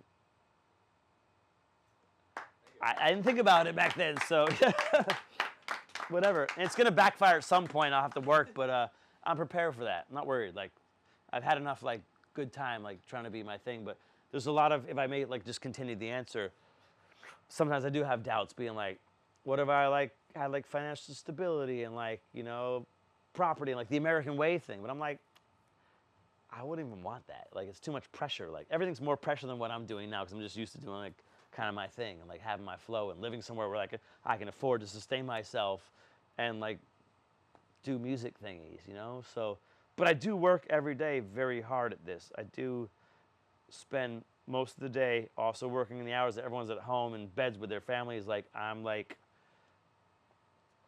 you know, up at like 10 being like, I got an idea. Whip to the computer and like up till like 1 again. Like, I'll sleep, wake up at 4 and be like, I hear this melody in my head. Like, so it's like not work, but it's like, it's an obsession, absolute like need to do it, addiction. You know, it's the heroin of the music that like keeps drawing you back into it. So, whatever. Okay. We know you as a musician, and now that we got a glimpse of you Yes. more, I do have a question. When you were talking, something really resonated, and you were in the beginning when you were talking how sensitive you are to when you walk in your studio, and how the equipment is, or how you take your time. How sensitive you are when you go to clubs, whether the vibe is good or bad. Mm. And then later on, you were talking about when you are making music, how not to be scared and not to pay attention to, you know, people who don't like, because this is your art and you do what you do. Kind of not being sensitive to negativity or and is there a method to that madness? Is there a method to tune out the noise and pay attention to, you know, to be sensitive to what's important, or is it natural, like survival skill for you? I think it's more of a survival skill. Like, I don't plan my day when I get up. I do like what I need to do to kind of like, I don't always go to the studio. I do a lot of like normal people things like shop and clean and this and that. But to blank out the noise, I spend a lot of time alone. So I'll get up and like be like, this week I don't really feel like socializing. I'm an introvert extrovert, so I'm happy talking openly to strangers who like now feel like family to me, all you guys here. But if I'm in like a mood where I'm really like creatively driven, I'll spend that time alone like for like a week or 2 on end, where like I just leave my phone off. Well, I just don't reply to messages. I'll go to the studio and work and kind of get lost in it, and then feel good about, like, you kind of like can fall in love with your loneliness too sometimes as an artist. Like, you spend your day alone, the next day alone, next day alone, then you're just like, oh, okay, I'm ready to like come out of this bubble. But you're not in the bubble because you're still like in a city, like in New York or Berlin or wherever you are, and you still see people and you see life and there's air and there's like the nature's happening, but you're also like in your own bubble being like, I'm just gonna like go to the studio, I take the subway there, I have my headphones on, just my head down, being like, I just want to get there right now because I'm super inspired, or like this feeds me. And to conquer like my anxiety, I need to start working. So I'll go in there and not always go in there calm. Go mode. I'll sit there and focus and be like, this is my world. I'm blocking myself away from everyone else. On the contrary, I know it's a bit off top of your question. It's a great question, but in my obtuse way of answering it, there'll also be like weeks where I'm like, I cannot go in there. I don't want to do any music. I can't hear another beat again. No bass lines. I'm like, I just want to like not listen to music and go to the bar and see friends, or like go sit in the park and just look at the sun and be like, okay, I'm existing here. So my moods kind of like fluctuate, but that's, anyone, you know, all knows creatives, we all have these moods, and that's very normal. It's nothing to worry about, because oftentimes someone's like, is there something wrong with me? I feel like creative here and then not here. It's like, no, that's part of being an artist, is that you're a moody son of a, so like, that just goes with the territory. But I do consciously like isolate myself, and I do consciously open the solitary confinement and go out and like meet people. But when I'm really inspired for something, I like can't sleep. I wake up, I'm like, oh goody, I get to go to this studio that I spent like 20 years building up with friends and like saving up pocket money to buy gear and like have this cool, safe space to do cool things in. So yeah, that's it. It's hit or miss. But there are like times like when I'm pretty low and I'm just like, I don't want to do any of this. You know, this is all meaningless. Who cares? I don't care. And the next day I'm like, what's wrong with you? Go do something, you know? Go crank it up. So, yeah. Thank you. I hope that helps. I hope that helps in my roundabout ways. I'm gonna go to a fantasy world with you. Okay. And I'm gonna ask you. Oh, sounds lovely. Yeah. Yes. So I wanna see what genre you would. Excuse me. What? Come What again? kind of genre? The art, new music. Oh, the new stuff I'm gonna Yeah, do. yeah. What kind of genre is it? Yeah, would you come up with? Like with all the like a mixture of the music that we have coming up, with like this everything. What would be something that So you like would? a made up genre. Yeah. You would make Oh, up ma- What genre would you make? something that is missing in this world as a music. That's a really good question that And will that probably you take would- a lot of thought to answer, because I wouldn't want to give you like some bogus like made up thing, and I don't want to call everything techno because techno's so much. No, exactly. I do not want to also call everything. Okay, techno, but, like, okay. Let's see. I would call it. Is this? Does anyone else have any other questions after this? Otherwise, this will be the grand finale. This is the final one. This different. Okay. We'll let you rest, buddy. Okay. I'm gonna call it. All right. You're gonna cut here and then slice to the. What's that? Genre of the year. The genre of the year.